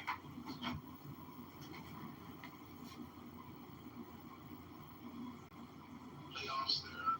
And if there's anything you want to shed any light on that, or if it's affecting you any which way, or whatnot. So if you have a minute, feel free to come up and share that with us. In the meantime, I'm going to go to, we do have a new speaker and a candidate with John Kitover. So I'm going to let John introduce himself. That's all. So you can about himself. Hey, good evening, everybody. Name is John Kitover. I'm running for Republican Congressman in the 16th of Illinois against Darren LaHood. I'm a self-funded candidate. I'm a graduate of the Citadel in Charleston, South Carolina, military academy, served in the U.S. Army from 2002 to 2007, 2006. I've been working in digital advertising, communication, marketing for 20 years. I recently finished working at the Treasury IRS for the past 5 years, opening and closing IRS offices and trying to save the U.S. government money by not wasting money. I think, Illinois and Crook County and Pritzker's, Illinois, it's a shame. I'm concerned about property taxes, income taxes, grocery store plastic bag taxes. Chicago crime is rampant. I've never seen a police officer on the train once in my whole life. I think we're run by clown world, and I'm sick and tired of it. And so I think big spenders like Darren LaHood, who has created over $20 trillion in debt, he promoted the vaccines to all his constituents, which I find disgraceful. I'm a libertarian in nature. I believe in Ron Paul, Thomas Massey. I think we have to cut borrowing, cut spending drastically, and we have to increase revenue and stop taxing and eating out the substance of our people here in Illinois and in the United States of America. Thanks for having me on your show. All right, I've got a few questions for you. I'm going to give you a minute, though. I just want to circle back to Stephen. I see he came up here. I'd like that brief question, so I'll come back to you. But in the meantime, go ahead, Steve. If you heard what I was talking about. Yeah, I guess, I've seen it's been about the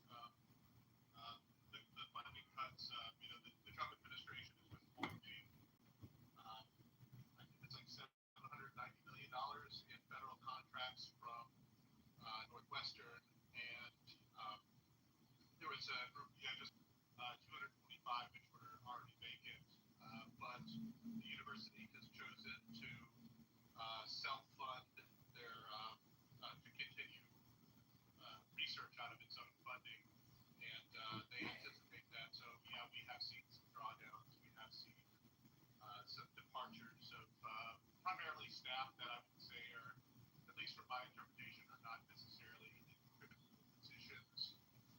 They're more kind of the wraparound services and student-like type of things and whatnot. So budgets are hitting us all in sort of different ways. I can say that additionally, changes in decline in federal employment are just sort of things that are kind of specific to certain universities and colleges,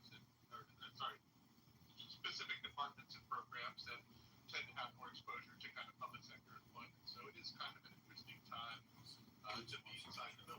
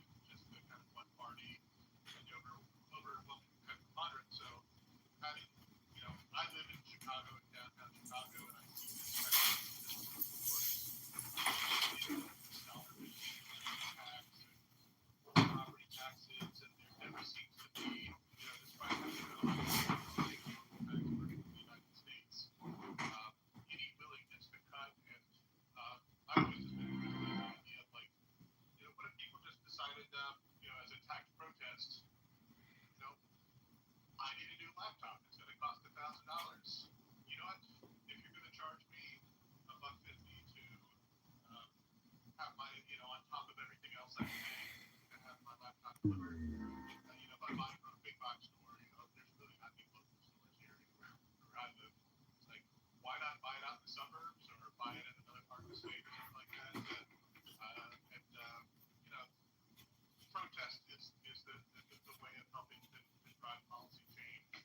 And it seems that we might not have, at this point, critical mass of people who can drive like a lot of people in the streets. But as we found, the federal government, one way to drive policy change is to hit it in the pocketbook, and that might be a way to go. So I'm willing to answer questions on any of this, but I figured while I had the floor, I might as well go there. Yeah, no, people have kind of offered all sorts of thoughts on this service tax and stuff. I mean, I don't think any kind of tax is going to solve the Illinois problem, right? I mean, if your spending is out of control, then you're always going to, keep going through no matter what new taxes you levy, right? And that seems to be the problem, and that's why they're just chasing new taxes every year. But with the service tax, I do see one positive side out of it, that maybe it curtails, I don't know to what degree, but maybe it curtails some online purchases, because one thing that I think that's unfortunately happened is, the demise of retail. Just like you said, there's nothing except for big box stores. So I'm on an X live stream space right now called Make Illinois Great Again, week 34. In terms of electronics and stuff, we used to have like Circuit City, that's Wacom. We used to have Fry's around here in the suburbs, that's Wacom, right? So only a few are being able to stick around, and that also may not be for long. And then eventually we're giving the pricing power to a company like Amazon, right? And that's already happening.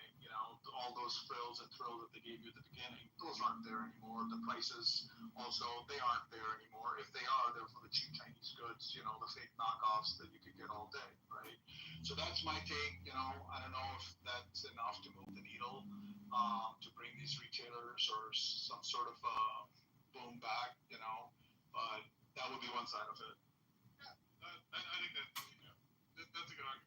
Just the Amazonification of a lot of the sectors of the retail economy and whatnot. But ultimately, I just think the idea is that at some point there needs to be some sort of corrective mechanism. Just to, there has to be cuts. That Illinois. I was looking at the job numbers a little bit earlier. It's like since 2019, the state of Illinois has only created 15,000 jobs. Employment's only 50,000 higher, and when you look at public sector employment, it's increased dramatically. So, I believe what you heard from all that is it's like, we keep on using government as a jobs program. That some of the analysis I've seen is just that a lot of these jobs that are being created are more highly compensated. And I can say, I'm a professor at Northwestern.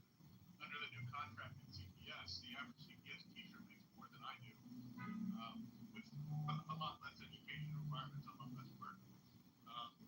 And there just comes a point where there has to be some sort of mechanism that we just can't continue to have entire sectors of Illinois society that are essentially weaponizing the use of the public sector as a way to create like this term sinecures that I heard not too long ago, that basically easy jobs that don't demand much, which end up paying way too much for the amount of work that's completed. And I've just never seen anything like it in 20, 25 years of analyzing the public sector. Just anything like this, and there has to be some sort of corrective mechanism. And we're already paying all the taxes, but anyway. Do you have any thoughts about sort of the higher education dynamics or any of the aspects of what's kind of going on in that? Because I've been kind of a little deep in that. Yeah, just the follow-up that I had was, and I'm sorry, my dog started going crazy at the FedEx truck driving by, so I was a little distracted when you were answering my question. But so my take is that Northwestern has basically turned down the federal funding, and they're saying that we're going to self-fund and we're going to keep doing stuff how we were doing it, correct? And that's why they're required to go for these layoffs and everything. Cut some costs. Yeah, well, I think that irrespective of it is that, one of the elements that fundamentally changed in higher education as of late is that a lot of major, like research universities, a lot of universities that have been really funding themselves through like grant-funded scholarship. Just real quick dynamic is that almost any time you receive a federal grant from research, somewhere between, depending on the institution, about 40 to 60% of that gets cut off and it goes to the administration for what's known as overhead. And that's important if you're like, say, in engineering school and you need to buy concrete mixers or metal stress test equipment, all that other stuff like that. But for a lot of human services, social sciences, everything like that, having a 60% overhead rate. So if I receive $1 million grant, $600,000 of that is going to the administration of the university, which they end up using to fund all these wraparound services and student life and offices of inclusivity and all this other stuff like that. So part of what if I'm getting this correct, the Trump administration has done is reduced the maximum rate from 50 to 60% to capping it at 15%. That has dramatically, when you're dropping all that grant money and all that overhead, a lot of these wraparound extraneous dramatic, 400% increase in administrative hiring that's happened since 1980 has been funded by this overhead and kind of wraparound remittances and whatnot. So I think that's one of the structural things that, not only my university, but, UIC, Urbana-Champaign, University of Chicago, any university that takes a significant amount of its, generates significant amount of revenue through federal dollars is going to be through that. So, and then combine that with, a lot of the Department of Justice and civil rights. I'll say that if you're not following Harmeet Dillon, if you're interested in higher education reform and kind of DEI as it relates to university, Harmeet Dillon is the Associate Attorney General. She is amazingly adept. She's smart. She's on Twitter. She puts all these. She gives like frequent updates. She tweets like crazy and stuff like that, and it's just amazing to see people call their shot. A lot of us in higher education have known that the academy has been in sort of a poor state of affairs. The ideological imbalance, the discriminatory hiring, the discriminatory admissions. I won't get all the contours of my individual case or other stuff like that. For those of you who want to know what I'm talking about, just go on my page. I posted something today that just kind of shows my alignment with the Department of Justice. Released some a memorandum to federal agencies on July 29th that states, here are the things that you can't do and still get federal funding. And I think 5 out of 6 or 6 out of 7 of those things are all present in my case, but I've got a link to the suit and everything like that, so you kind of know what's going on. But yeah, I think this is an uncertain time for institutions. It's a fundamental shift in the idea, in the interpretation of civil rights law. I would say that other sort of, lawsuits and doctrines that have been some informal doctrines that have been, that just have allowed people to operate with impunity. And frankly, a lot of this stuff has just flown under the radar. It wasn't on any sites.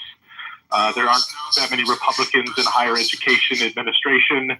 They weren't aware of a lot of these programs and stuff that I've been highlighting in my suit. So yeah, I think it's a fundamental change and things are going to get better, but there's definitely some pain in the interim. And I think that you should have a high degree of trust in Harmeet Dillon and this new administration.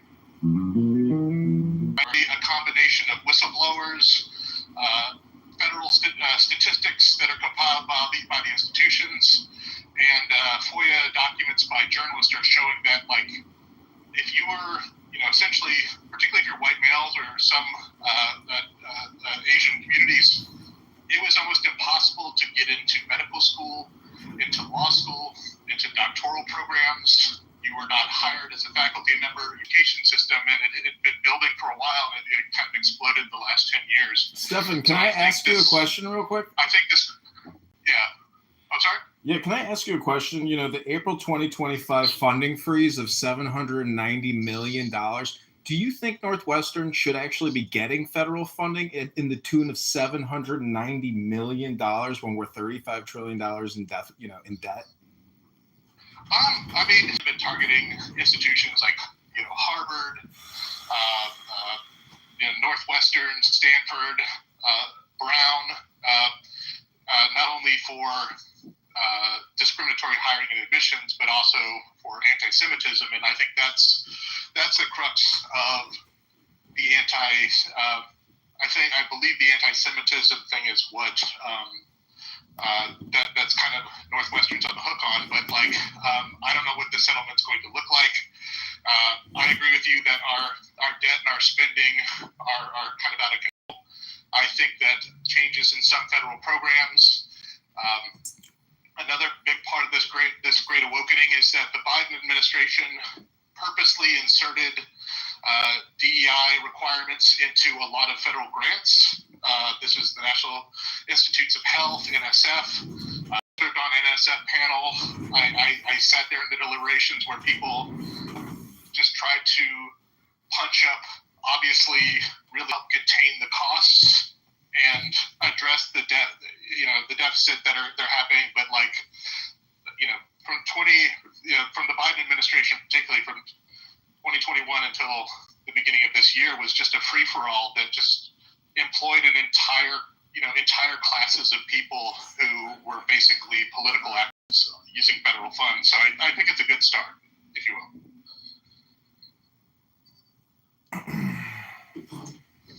Great, thanks for sharing that, Stephen. I see a few other speakers have come up. Hey, Kyle, Jay Laz. Feel free to ask any questions for Stephen or anything else that you need to bring up. If anybody else wants to come up and has any questions, then please send me a request and I'll get you up here. Stephen, just one last question for you from my side is that I think Illinois, all the universities and colleges have gone to, instead of standardized test scores, optional to required now. I'm correct, right? I'm not sure. I know that a lot of institutions have relaxed those requirements for a while. I know that like SATs and even GREs and stuff like that. Right. So it all started with COVID, and I think it was nothing to do with really COVID. They had a tougher time justifying the preferred admissions that they wanted if the scores were submitted, right? And that's why they said, they kind of did away with it. And I think it was the worst thing to do, when you're telling kids that these scores aren't required, maybe some kids really still, took the tests and excelled at those tests, but there's so many kids who just didn't care about those tests that were highly valued, for all this time. But I think a lot of institutions have gone back to those now, and I'm wondering if that could be held, held up against them for biased admissions. I know what you're talking about, because I believe Harvard and Yale have, they did the same thing. They're like, oh, we're just going to rely on high school GPA, that SATs and other standardized tests are inequitable and all that other stuff like that. And then I believe they said a third of the entering class of freshmen in either 2024 or 2023 had problems doing believe there's 35 people watching this. We are on X Spaces doing a conversation called Make Illinois Great Again. Week 34. Go to John Kitover, Illinois on X. It's John, J-O-H-N, K-A-T-O-V-E-R, I-L. 9% of students are doing math at grade level, 12% are reading at grade level, but the graduation rate is, I forgot, it was like 90% or something like that. And it's like, you think about it, like, well, obviously there's some social promotion. There's just something about that's, when you remove kind of objective means of assessing people's potential for study, and then that just, it's not a great way, high school GPA based on the politics of K-12 education and the people who are willing to pass without having competency and stuff like that. It's not a great way of working up. I know that another kind of alternative movement, because people are looking for new ways to do stuff, I think Northwestern has proposed doing an alternative evaluation and stuff like that. Like, that's a terrible idea. First of all, a high school student knows nothing about actual, evaluation and fairness. The research shows that there is a tremendous intra and extra group bias between, particularly different ethnic groups, where they tend to systematically downvote certain groups and systematically upvote themselves in ways that are really harmful. So I see that there's kind of this movement to, by a number of educational institutions, to avoid having to try to go back to sort of objective measures, which they feel will disadvantage, kind of, hurt the ability for them to ensure diversity within their populations or student populations and stuff like that. So yeah, there's a lot of kind of weird kind of changes that are going on now in higher education, and I can't say I understand it all myself, but that's just kind of my take on these things. Well, I hope more change continues. I know, like you said, the first colleges and universities that they're targeting are based on strong display of anti-Semitism, but I hope they can address some of the other issues, such as admissions and, hiring teachers and professors, and the biases in that too. So let's hope the best. Let's hope for the best. Yeah, and I'll say just real quickly that I've seen now, I've seen the administration started with a lot of the elite, top 10 universities, the Harvards, the Yales, the Northwesterns, and stuff like that. But we've seen a lot of activity, particularly recently. UVA is still what they call a public Ivy, but UCLA, you start to see, now that there's a lot of negotiations that are going on between the Trump administration quietly. Not only the Ivies and whatnot, but there's a tremendous staff that's at the Civil Rights Division of the Attorney General's office that they're having universities come forward and say, we messed up, or we don't want to be a target of this, that we're going to implement these kind of compliance things. So we're getting past the elites and the Ivies, and we're now starting to get into more of the kind of, the flagship public universities and perhaps even to some of the regional schools. So I think it was part of the tactic to, if you show that you can do it to Harvard and you show that you can do it to Yale and the most powerful institutions, then you can do it to, down the line and stuff like that. So I think we're starting to see a kind of cascading effect of compliance activities that are going to begin. So if you send your children to these universities, you're probably going to start to see some compliance. I will say that Illinois is not one of those states. They've been very recalcitrant. Their public institutions do not seem to want to do any anticipatory compliance. They do not want to do anything unless they are forced to. For a while. Let's go ahead. So I just had a question for the professor. I actually had a couple questions, but one, when you talk about like DEI in colleges, guess I have always wondered, you have a person and they fit a certain category, so they're allowed into college or they're allowed into a certain program, right? And do they throughout the course, you know what I mean? Are you talking about the students or the faculty? Either, I guess either. I wish I wasn't talking about men on all fronts, just because there's something known as the demographic cliff. So during the 2008, during the Great Recession, kind of depressing about how old I'm getting. In 2008, it's just like, people stopped. There was a 15% drop in birth rates in 2000. It was kind of a wink in the nod.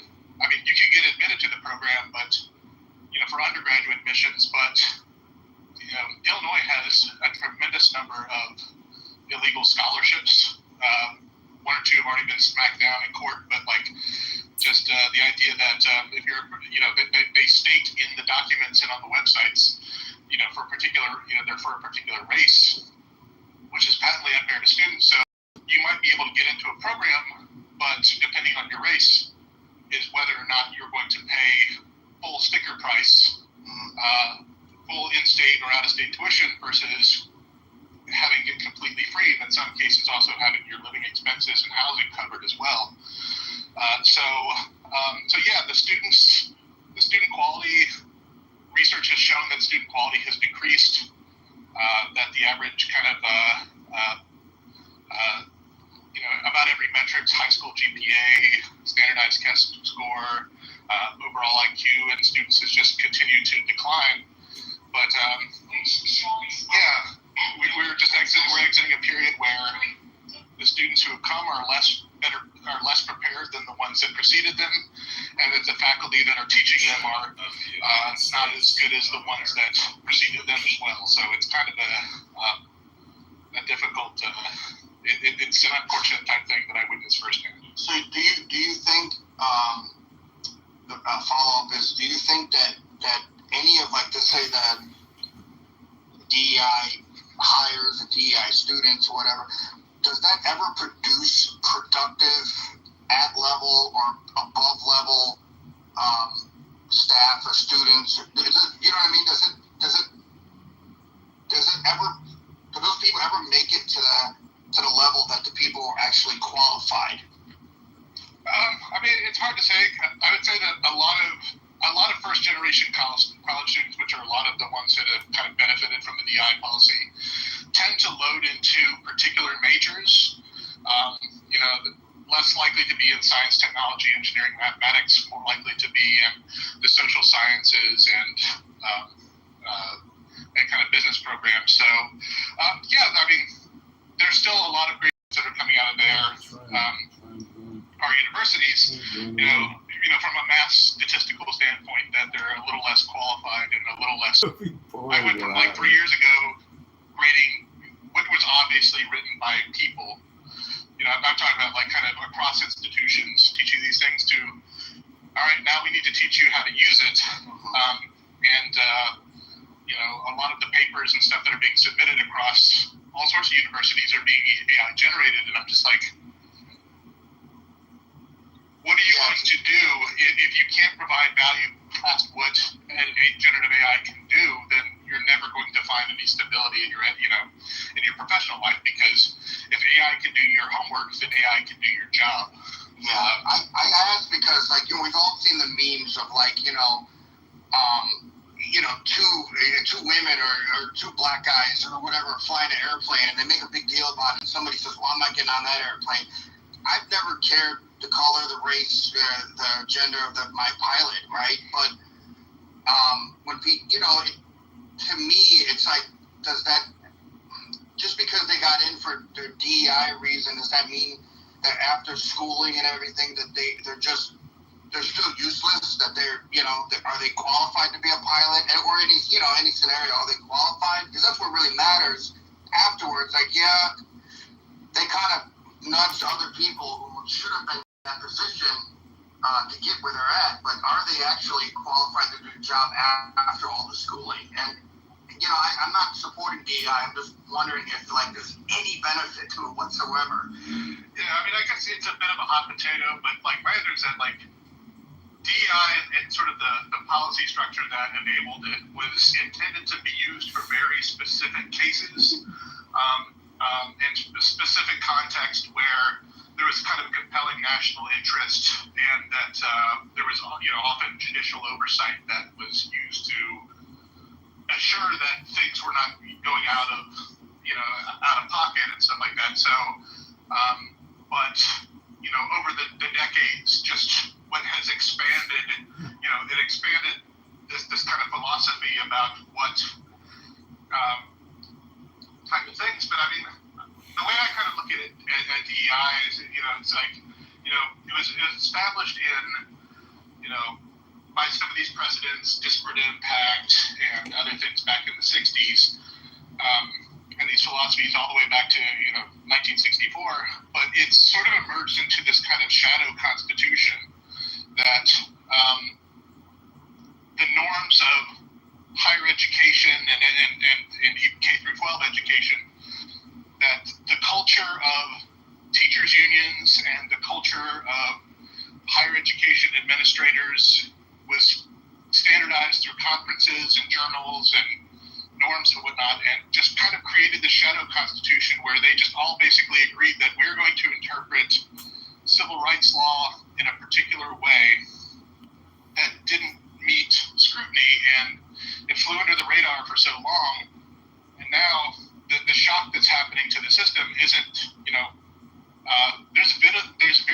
I don't believe there's any new laws that have been changed. There's not any new, there might be a few different, students are fair Christians at Harvard versus Harvard in 2023. There's some court cases, but the shock that's coming is just basically this vibe shift that people are interpreting the law as it's written, not based on this kind of shadow constitution that's been and kind of common interpretation that's been promoted by professional organizations. So are there, I guess a roundabout, I'll close this out. There's good veteran. I served 6 years in the Army National Guard. I'm a fourth generation veteran. I've seen what a model of colorblind equality looks like when people, it seemed like we were really moving towards that in the 80s and early 90s. Then this kind of militant, postmodern, progressive kind of movement has kind of sought to undermine that. So there's good people everywhere. I don't know if that kind of answers your question, but I think I'm kind of interested in the grand narratives of how these things came along, and I'm hoping that some of you are interested in that as well. Yeah, I was asking only because the industry I work in, I'm just going to be honest, sometimes we hire people who, when they originally get hired, I'm just like, I wouldn't trust this person to walk my dog, and 5 years into it, they're considered an expert, and they really are, and I just, I was just wondering, does that happen across the board, and especially in higher education?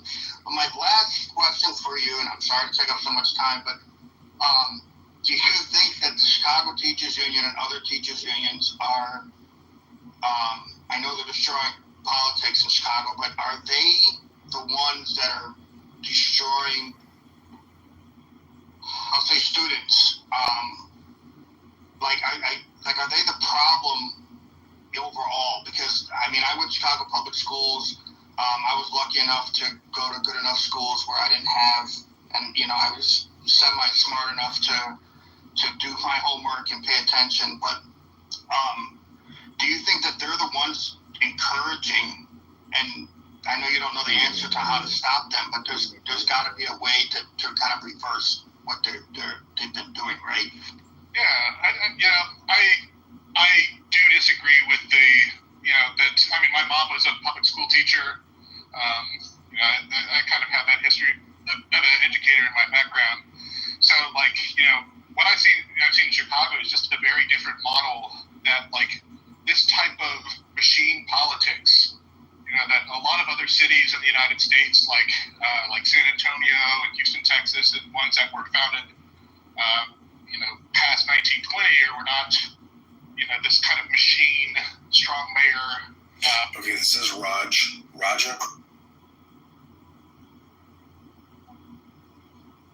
He's kind of antecedent, kind of the old racial politics kind of model of machine politics that still persists here in Chicago, and that's very, very evident in the activities of the Chicago Teacher Union. And one thing I'm particularly concerned about CTU, and for somebody like, I was born in Illinois, but I grew up in North Carolina, Texas, and Florida. It's like coming to Illinois, I'm just like, yeah, this isn't the way you run things. Like, this is like, why are the Chicago teacher unions like they're getting involved in other domains of policy, like health policy and immigration and debt service? It's very damaging. Illinois has to act as the financial guarantor for Chicago if they're economically responsible. But it's like I've never seen something like this. Like seeing people from Chicago teachers unions at the Democratic Socialist conferences. This reactionary libertarian politics that began in the 1960s and continued under Bill Ayers was a terrorist. That the Weather Underground killed like 4 people in bombings of the New York Police headquarters and all these other places like that. And UIC hired him as a professor of education. And I was just always like, what kind of city has somebody who is an actual for real terrorist who bombed rural facilities and killed numerous people? The organization killed numerous people. The guy who shot those 2 innocent Jewish people in Washington, D.C. about a month or 2 ago. Yeah.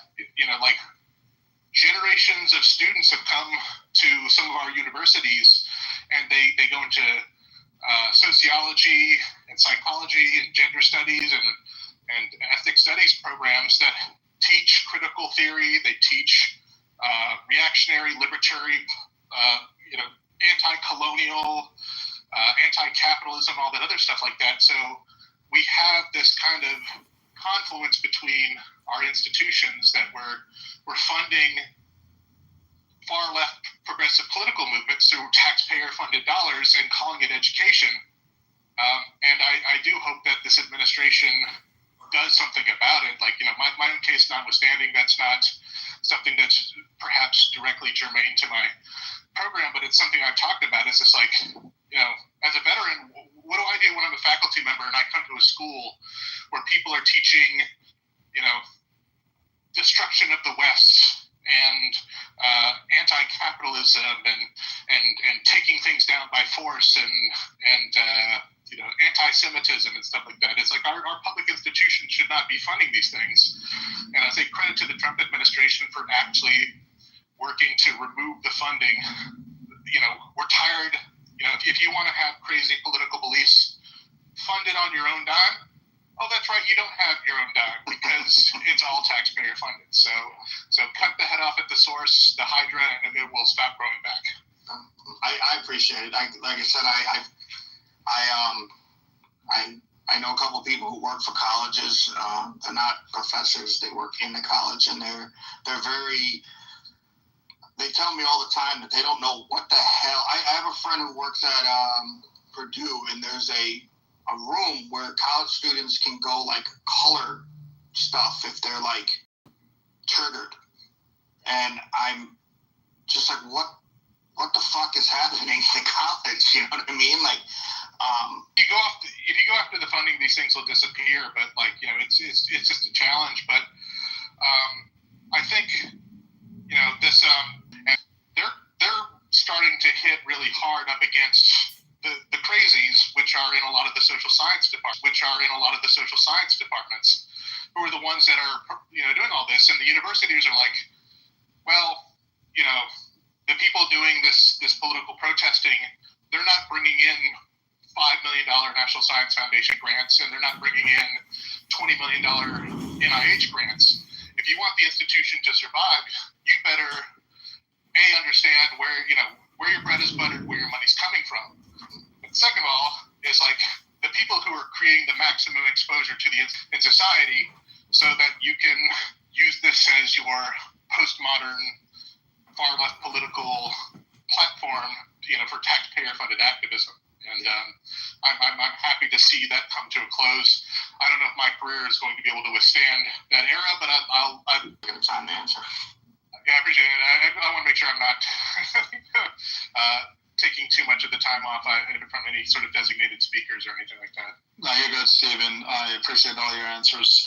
And I'm really happy and encouraged to hear that there's also voice from within the colleges that's coming, to reason, and not just this administration. So, that gives me a little bit slightly higher hope than what I have right now. So that's good to hear. John. Oh yeah, I want to say quickly. I'll say I don't have tenure. I was a non-tenured faculty member, and I stood up for this, and I paid the price for doing what is supposed to be normal academic governance. But if we're going to have tenure, we're going to need to get those tenured professors, and I think that the dam is broken, the social taboo is broken, that people are starting to stand up now and publicly on social media and stuff saying it's like, what we did was insane.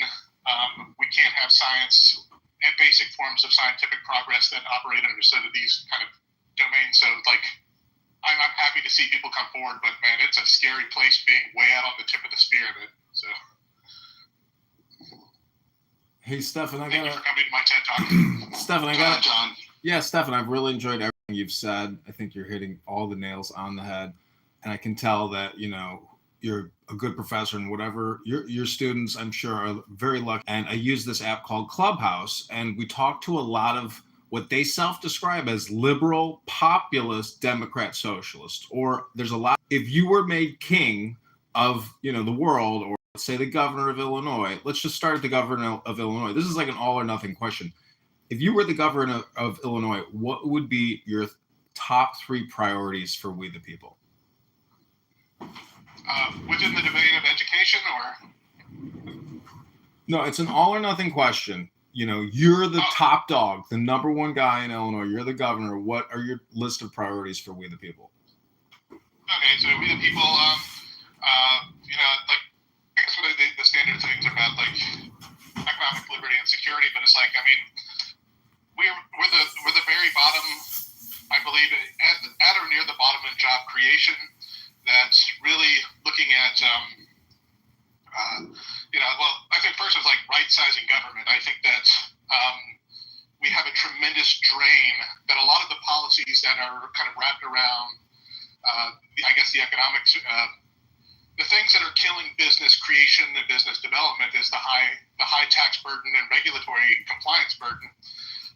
Everything from permitting and taxes to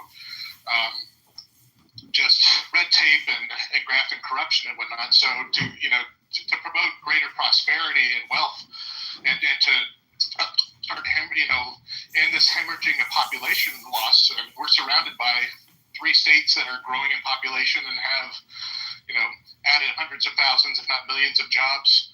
Whereas we do that. So I think the number one priority is just right-sizing government,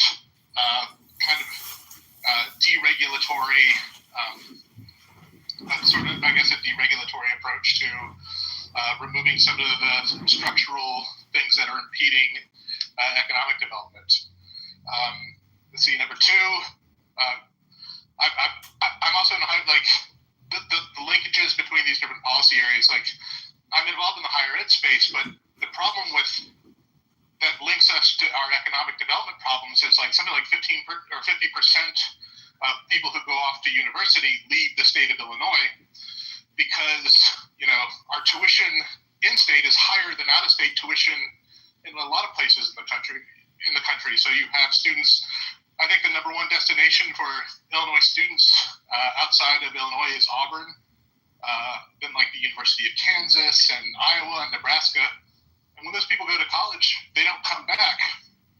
So we've had very minor population growth in Illinois, but our population growth has mostly come from immigration, and particularly not what people consider legal immigration. So we're replacing high wage growth. We're replacing our residents, long-term multi-generational residents with multi-generational wealth and advanced degrees and the ones that are really kind of the gold standard for economic development, and we're replacing them with low-skilled, unskilled, ones that have a higher degree of dependence on the state. And until we get tuition down, Purdue, somebody mentioned Purdue earlier. I read earlier today, Purdue has not upped tuition in 14 years. They have a balanced budget amendment. They are required by law to balance their budget each year. I would, I guess that might even be going into my third point. Is like, it'd be a really union-driven, which is why we've had to be dependent on international students. And now that international students are not necessarily wanting to come to the U.S. to study, so I guess it's a combination of deregulation and addressing the job deregulation and addressing the job killing regulations, helping to end the brain drain due to the high tuition and the tremendous kind of administrative bloat that is driving our most talented and multi-generational wealth out of the state, and then a balanced budget initiative that kind of goes back to that same concept of right-sizing government and enforcing fiscal discipline. Thank you for coming to my TED Talk. That's awesome. You're ready for common sense politics, Stephen. I feel like I should run for something at some point. I was going to say that myself. Yeah, I kind of get into like this. I call it TED Talk mode when I'm chatting on some of these things without having prompts. But yeah, I have a pretty good understanding of most areas of policy and things like that. But it's just like, I was born in Illinois. I've lived other places and I have kind of a comparative perspective. But it's just like this isn't how state government runs.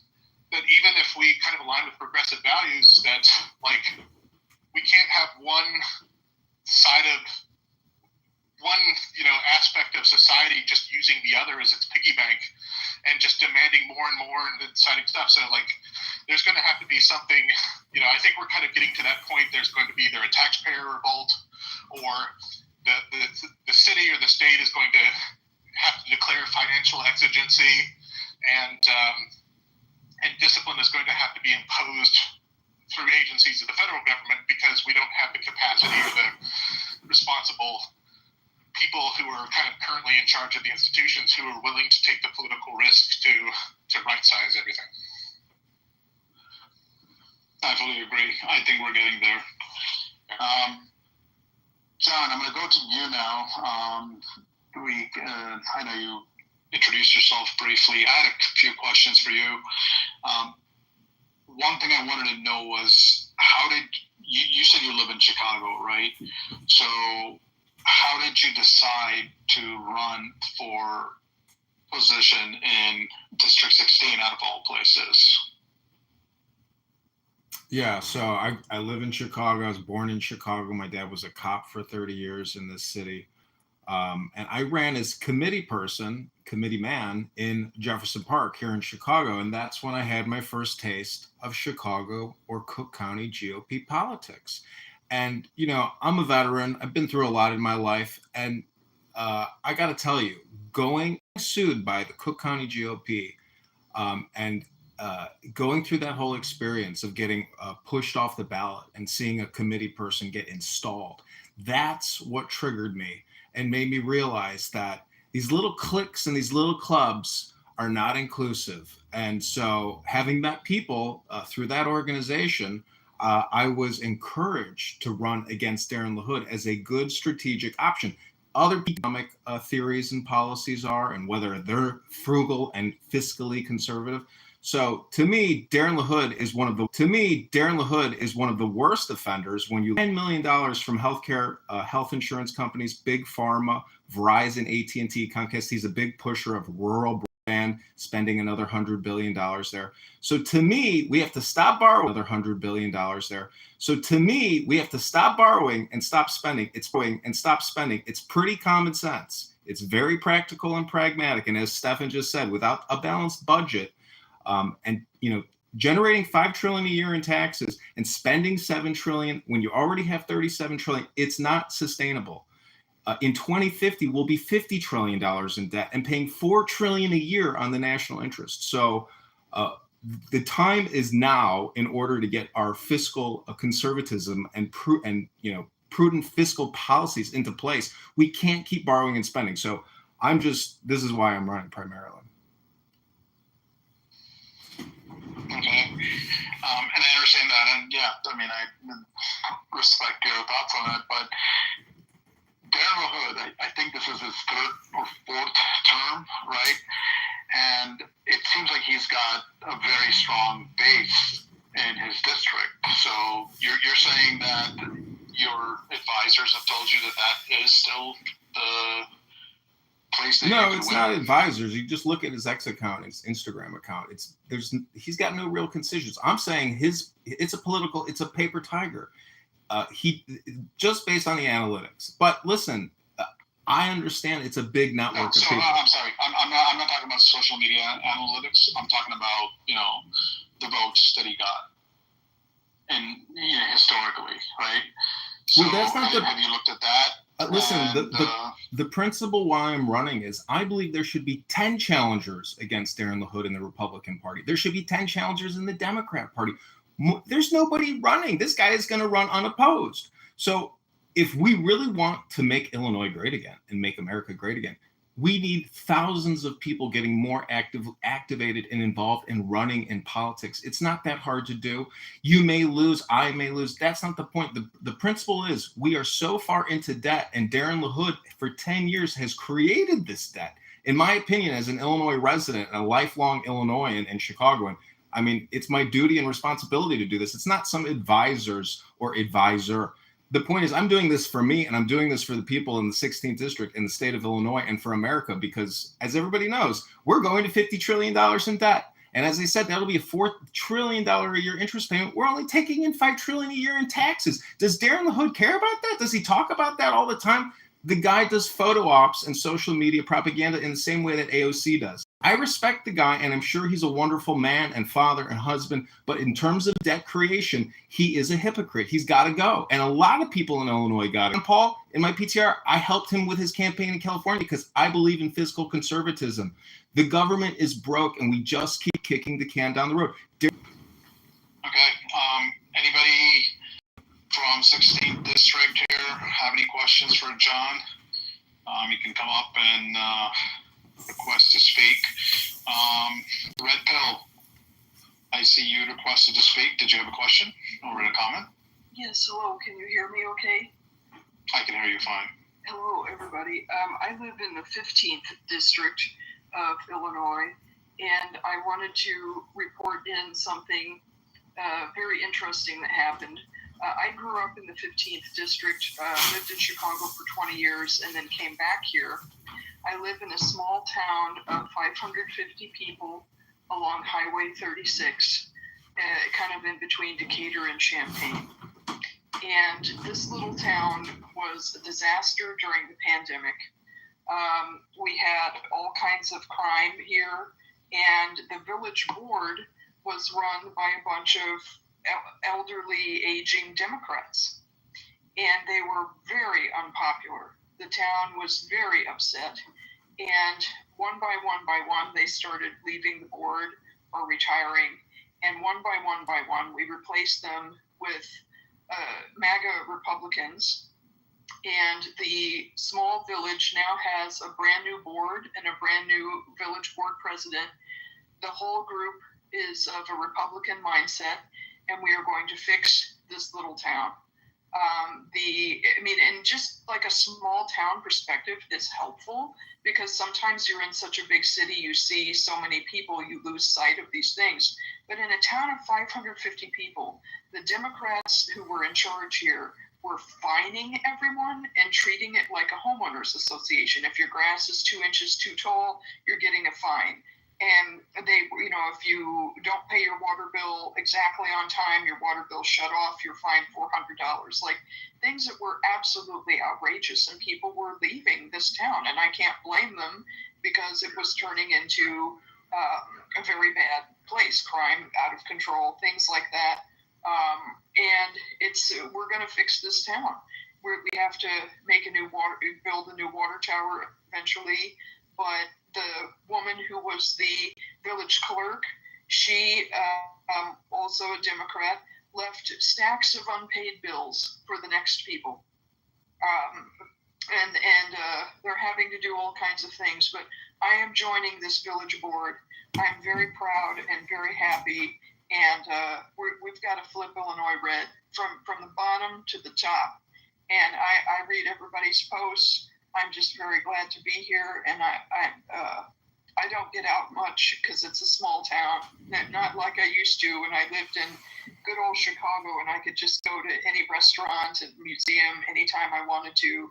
I'm a little more isolated now, but I read everybody's posts on here and try to retweet as much as I can. But it's just good to hear like the different perspective, because this is a different world.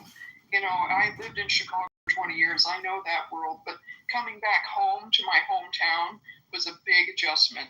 And I got stuck here during the pandemic, but there's going to be a resurgence in this state. And I think MAGA needs to understand that Illinois is not a blue state. Illinois is a red state that needs to be liberated. And that's pretty much what I wanted to say. Great, thanks a lot for coming up, and thanks for sharing that success story. That does give us all a little bit more hope. And I think the difference is that, you know, being a smaller town, people felt the impact directly, right? And there was less gaslighting that happens constantly, you know, through media and everything, where, you know, people are feeling one thing, but they're told to believe in something else, right? And here you felt it directly, and you took responsibility and took charge and made the change. So that's really good to hear. And I thank you for all your engagement. I do see that you're always engaged within the community, with everybody. So thanks for everything. Yeah, you too. Kyle, how's it going? Another day on this side of the dirt, my friend. So, a quick question for John. Well, one, I was talking to you again. Joining you in your little book club earlier today. Question: what is not the message? Because the message you have is correct. But what steps are you taking in terms of contact with like precinct committee men, people on the ground? What's your plan of attack to actually defeat La Hood? And again, just with ACDC's point, with him having such a big backing, be it good or bad, irrelevant on the point, what's your plan of attack to actually defeat him? And I agree with you, there needs to be more people. You know, the fact you're a Ron Paul fan, you know, man after my own heart. But more or less, I guess I'm just looking for the semantics that you have planned or laid out that you're currently working on or need help with, so on and so forth. Yeah, I mean, you know, when I ran for committeeman here in Chicago, I hired people from the South Side off of Craigslist to gather signatures for me. I gathered, I don't know, 700 or 1,200 signatures. It took me 30 days to gather all the signatures. When I got sued and I looked at Stella Richards, the woman who ran against me, they generated her signatures in one day, and the ballots were so perfect, it looks like nobody ever even touched them. So my strategy is to get the amount of signatures to get on the ballot for the March primary. It's going to be a lot of work. I live in the northwest side of Chicago. I can hire people through Craigslist to generate these signatures for me, but I'll tell you, the people that gather signatures for you, it's a challenge to get them to affordably get these signatures created. But I'm going to try to recruit political activists from the left and from the right to help me get the signatures. That's the whole goal. If I can get on the ballot, that's a big win for me. He's got $10 million to advertise to the 16th district, and he's going to spend that money. Yesterday, he re-announced that he's definitely running. So I live in Chicago. I see Krishnamurti ads nonstop. They have an unbelievable amount of money to control the narrative and to run ads. And, you know, if you witnessed Pritzker's run for governor, I used to work at Google as an account manager. Pritzker blanketed the media in a way that is unstoppable.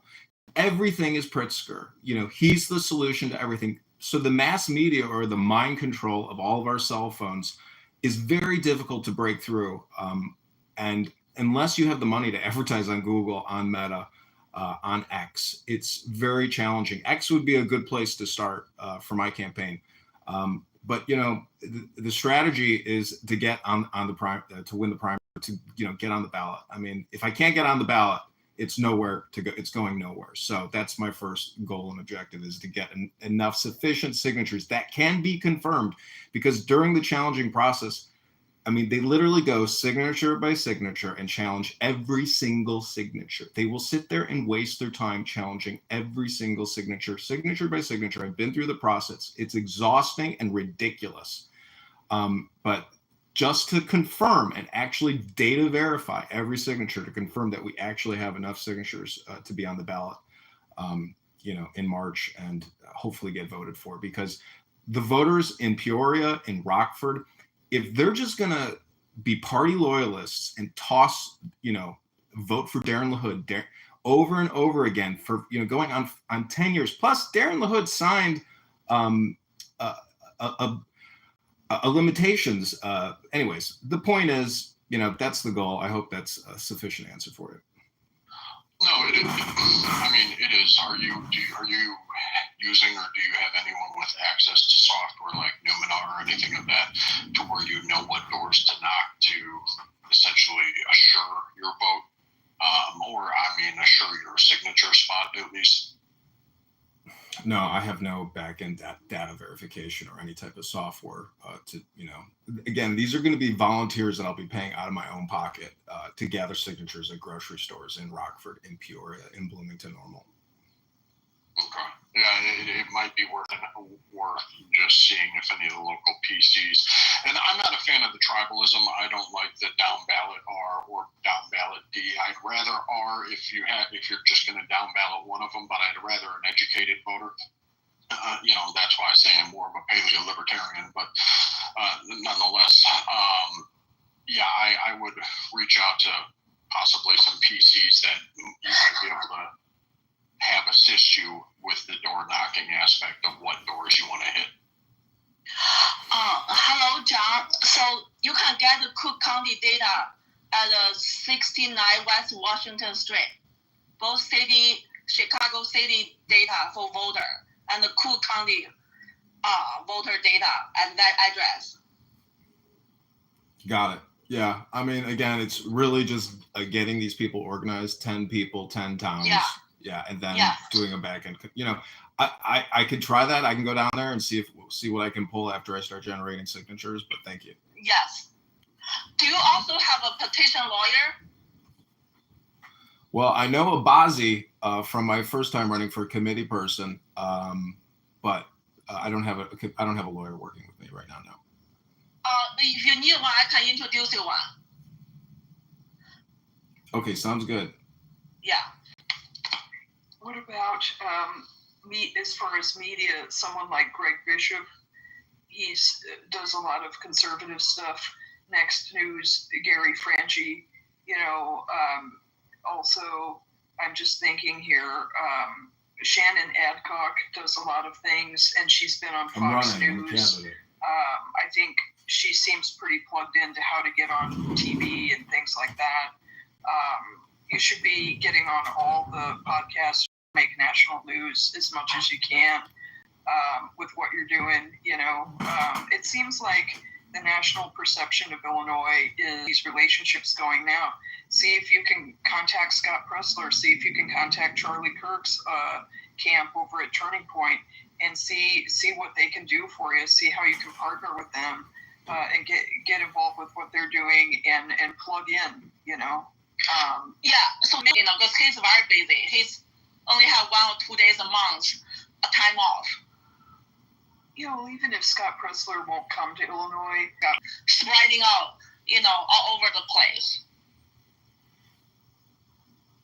Okay, thank you very much. Would be Do you believe that we should cut like government subsidization into like universities and stuff like that, and all the money that we're dumping into it from the federal? Yes, I think. Yes, I know. Yes, I think. Yes, I know Rich. I invited him here from Clubhouse.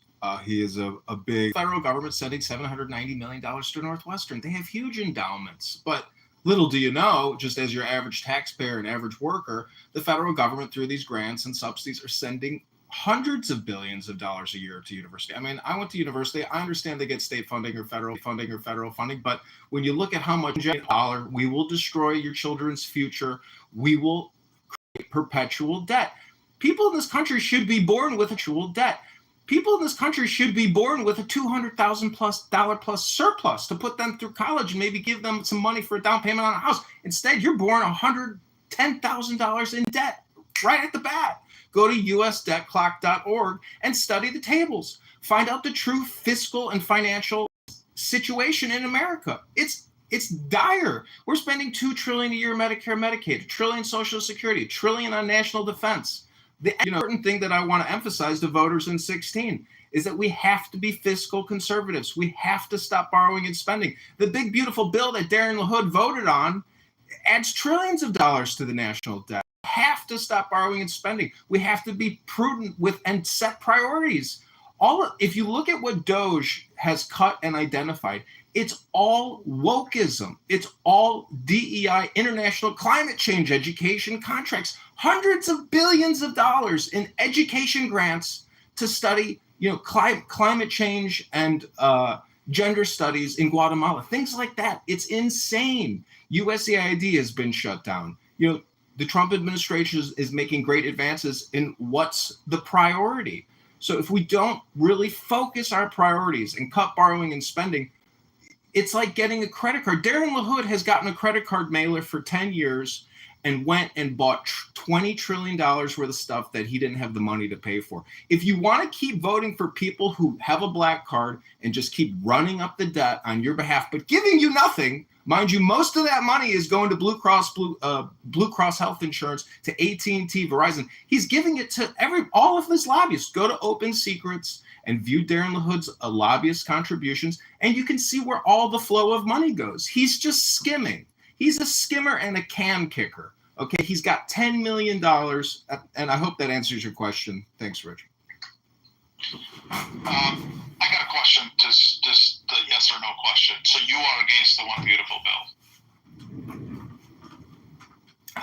Do you really have to ask yes or no questions? Because I'm for it and I'm against it. I believe that if we strip funding, the engine will get destroyed. You can't take the oil out of this machine. You'll destroy it. So I'm not against spending. I'm against the way we're spending it, where we're spending it, how we're spending it. The five, who, what, where, when, why, how. The bill is about spending it specifically and where they're spending it. So, I mean, it's okay. I mean, many people are, so I just want to know if you're against it or for it. Well, it's big, but it's not beautiful. Okay. Stephen, go ahead. Okay, it's Stephen. Sorry, John, it was addressed to us, Stephen, so I thought literally I was getting it wrong. So go ahead, Stephen. Yeah, no worries. No, but John's right. It's like, having taught public policy, one of the things that, like, 2/3 of federal spending is not what we call discretionary. Only 1/3 of what we spend each year actually goes through the congressional appropriation process, and of that, almost half of it is defense spending. So I think that's something like 1/6. If you take out defense, only about 1/6 of the budget is actually health and human services, housing, urban development, park service, all that stuff. 2/3 of it is mandatory entitlements, Medicare, Medicaid, Social Security, VA benefits, and as you mentioned, increasing spending on the national debt. Debt services, I believe, is either has or will soon overtake defense spending in terms of proportion of our revenue. So it's just like, it isn't sustainable, and it's getting larger. But one of the problems is that, like, because we've become addicted to this, as you mentioned, you just can't take it out of the machine. I think so you'll create a great recession that will end up, creating a much larger death spiral. And because we like Keynesian solutions, we're going to end up, having government.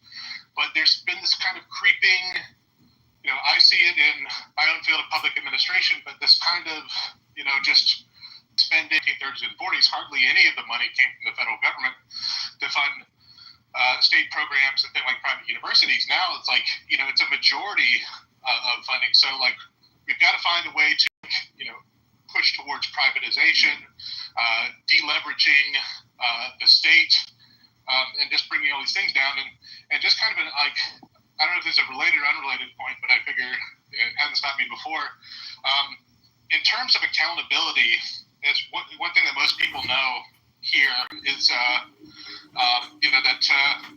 one thing I've discovered, particularly in my own episode, is that the media here does not cover stories that are critical of the political leadership in Chicago and Illinois, unless they've already broken nationally.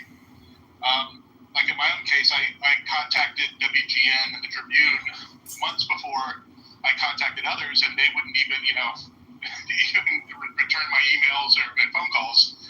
And I think one of the things that people don't know is that Illinois has a very extensive open data and FOIA kind of landscape. And I think that part of the solution, that we don't have a lot of policy analytic capacity in Illinois. We have Illinois Policy Institutes and other different groups, but I tell you from my own case, you can just request, Illinois has one of the most generous Freedom of Information Acts where, you can find, we have open data portals. It's like data.chicago.gov. Cook County has a portal. Almost every county, major city in the state of Illinois has publicly available documents and data sets and other things where you can look through budgets. You can find stuff, and I can tell you just from looking through this stuff, there's a whole movement called civic technology and database journalism that I've engaged with here in Chicago, where they teach people how to file a FOIA request to get the information they need. And then we have a new institutional model because people aren't relying on the Tribune, people aren't relying on CNN or MSNBC or other news sources to break stories. Just regular citizens like you or I can request budgets, data, information, can look through it, can find the story, and then just like Aaron Severian at the Free Beacon and other people, just post it to your Twitter account and then at somebody in the federal administration, and they'll, it'll bring it to their attention, or somebody the big problem with our politics here in Illinois is there's so much corruption and stuff, and tremendous paper trail and traditional data resources, but we just don't have people who are requesting them and looking at them. And I'd like to, I think it's like conservative political science students or public policy majors who do internships to just FOIA stuff and just findings oh, well, I did a FOIA request and I discovered that $3 million, a $3 million contract got in, no bid contract went to Brandon Johnson's former pastor or something like that. It's all out there, and it's all, they've acted with so much first step in addressing this question of budgets and bloated government and misuse and appropriation, because there's a tax that's being paid for institutional corruption, graft, and all that other stuff like that. And that's kind of the low-hanging fruit before we start making cuts to things that might be more politically less popular. But, let's go over the wildly illegal stuff first. And even, and I'll just finish on this. There's a group of employees, the Department of, I believe, Human Services in Minnesota, and they've kind of gone rogue. They have a Twitter account, but they've gone rogue. It's just we're exposing hundreds of $millions in corruption at the Minnesota Department of Health or Human Services or whatever thing like that. Is that any way we can get people inside government? There's a lot of conservatives who work in state government and work in the city of Chicago. They know about ghost payrolling. They know about no-bid contracts. They know about these patronage positions and stuff like that. If we can provide some sort of mechanism, be it a website or reporting or an anonymous tip line that they can give us information. There's people who are connected in the GOP to national political organizations that know how to amplify that to the right stuff. So I think we're evolving into a new era of how politics is played. And I think to some respect, we're kind of lagging in that. But I don't know if we're so much as lagging as it's emerging right now. And I'm seeing the model in my own case. And I see promise in, like, let's start putting some heavy hits on these programs and use that as a way to deleverage, to expose the graft, to expose the corruption, to change the narrative, to get people to go, oh, I can't support that, and then start voting Republican in the next election. That's a really good point, Stephen. I was talking to a FOIA attorney not too long ago, and I was surprised. I didn't know this myself, so I was surprised to hear that as corrupt as our state is, it is one of the most friendly FOIA states there is. And because that's what I asked him. I'm like, your work's got to be really tough. And he's like, no, actually, it's not. We're just inundated with a lot of FOIA work, but Illinois is one of the most FOIA-friendly states. So that's a great idea. I hope, if you were to do a workshop or something, we definitely need more people using that. The information is there. We just need people to access it and, basically share it. Sure. Yeah, and like I said, Illinois, by law, that you're supposed to, by law it says you put in a FOIA request, and there's a website called muckrake.org that helps law. They're supposed to answer your request within 5 days. In reality, they're a little bit overworked, and they always put it, like one journalist I've been working with, he's done FOIA request in Michigan where he's put in a request, and it's taken 2 years, and they've passed through 3 different FOIA officers during the time that they just kept on getting handed off. So, as accountability goes, you take some of that, you shine some sunlight or shine some light on it and watch the roaches scatter. But we do have, luckily, the legal framework to provide a very important accountability mechanism and use some of the principles of data journalism, which have been employed, I'd say, very effectively, particularly for progressive causes. And I've learned some of these techniques. I'd be glad to host a training for people who are interested in doing this. And I could probably come down and speak and just kind of show how it's done. But all that information's out there. Everything we need to do accountability, it's a force multiplier in a way that you probably won't understand. You wouldn't expect. But the ability for you as an average citizen to just discover these stories and then post them on social media and then forward them to the GOP vice chair of some committee or something like that, they can amplify it to their circles, and it will go up the chain to the national party organizations. And that's kind of how my thing worked. It just takes a little bit of knowledge to know how the system works and a little bit of preparation to know what you're supposed to be looking for. But after that, you just start seeing the dominoes fall. Yeah. All right, so I'm going to be closing the space down here. We've gone over the hour and a half that we usually allot for this every week. But I'll give the last question to Rich, and then we'll kind of wrap it up after that. Go ahead, Rich. Awesome, thank you. I appreciate it. So first thing I was going to ask, John, could you bullet point 3 specific things that you would do if elected for the 16th district in the first, say, 100 days? What would be your main goals and objectives? And then secondly, I was going to mention if anybody's giving a heart or a 100 or a thumbs up to John Kitover, if you're interested in helping him, get elected, and definitely feel free to reach out to him and see what you can do to help. Thanks. Yeah, hey Rich. Every HR act that comes across my desk, like Darren LaHood, the can kicker, I will crush that can and I will say no. I am against all future additions to borrowing and spending. I want to see drastic cuts to Medicare, Medicaid. I think $2 trillion for the health outcomes that we get in this country if we were to take $100 billion and build federal gymnasiums around the country and get people working out and watching their diet, you could easily cut hundreds of billions of dollars from Medicare, Medicaid. So it's not popular because Blue Cross Blue Shield really needs that money. And your local hospital chain really needs that money. I mean, when's the last time you went to a doctor? They do data entry. You'd be better off going to a physical therapist if your health sucks. All they do is do data entry and prescriptions. I would hardly call that being a doctor. That's like being a robot. Billions of dollars. So, I mean, that's the message, I want to tell people in Illinois 16 is that Darren LaHood is never going to say no. You can be paid for by big pharma, by big telecom, and he's going to keep funding and he's going to keep funding the money, and he's going to keep increasing the debt at a linear level. So if you want to join me in my campaign and help contribute money so I can find young people, the top 10 towns in the 16th district, to go to grocery stores this upcoming weekend to start gathering signatures, because this is a now operation.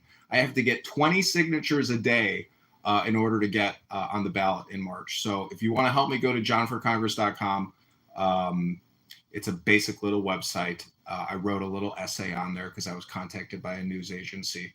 And if you want to join the campaign, just follow my profile here. If you want to follow the campaign, just click my profile, and I would love for you to join me on this journey. It's only going to last a couple months. And I thank you all for listening here. And I want to thank Libs of Chicago, who posts incredible content, who exposes the rot in Illinois. And ACDC, thank you for having me on my show. And Kyle, nice chatting with you earlier. I do a book club this morning. I read the Constitution and created YouTube clips. So I think part of this is a communication war. We have no choice but to speak up and to spam them back, because the media and what all these politicians are doing, they're just creating spam. And when AOC is worth $20 million and Nancy Pelosi is worth $420 million with $175,000 a year salary, the fix is in. They're manipulating the outcomes for themselves, and they just keep kicking the can down the road and pummeling us with nonstop taxation, nonstop borrowing, and nonstop spending. And I'm sick of living in clown world. So thanks for listening to me, and I hope you all have a great evening. All right, great. Thanks, John. Thanks for coming up. Thanks, Stephen, for coming up, and all the rest of the speakers, and the new speakers also, and all the listeners, of course. And with that, we're going to end the space tonight, and we're going to continue next week. We have a great candidate. I'm in talks with James Mendrick to come on to the space. So hopefully he can make it next week or the week after, but we're going to have him on soon here too. So with that, I'm going to wrap up the space. Everybody have a great evening, and we'll talk again next week.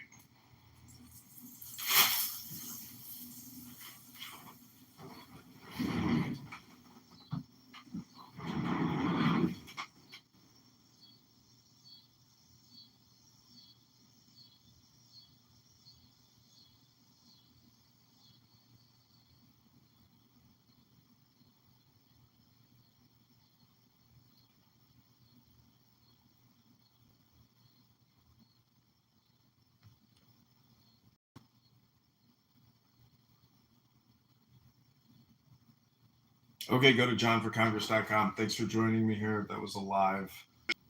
There's something about being free of all that stuff that and start the new live stream on the Mojo X show.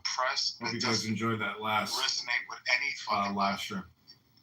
Hit the like button and subscribe now. People that are facing going out there in the world. It's interesting to me. When I was younger, I thought I had more influence in changing the world. This is why we move toward the center as we age, in part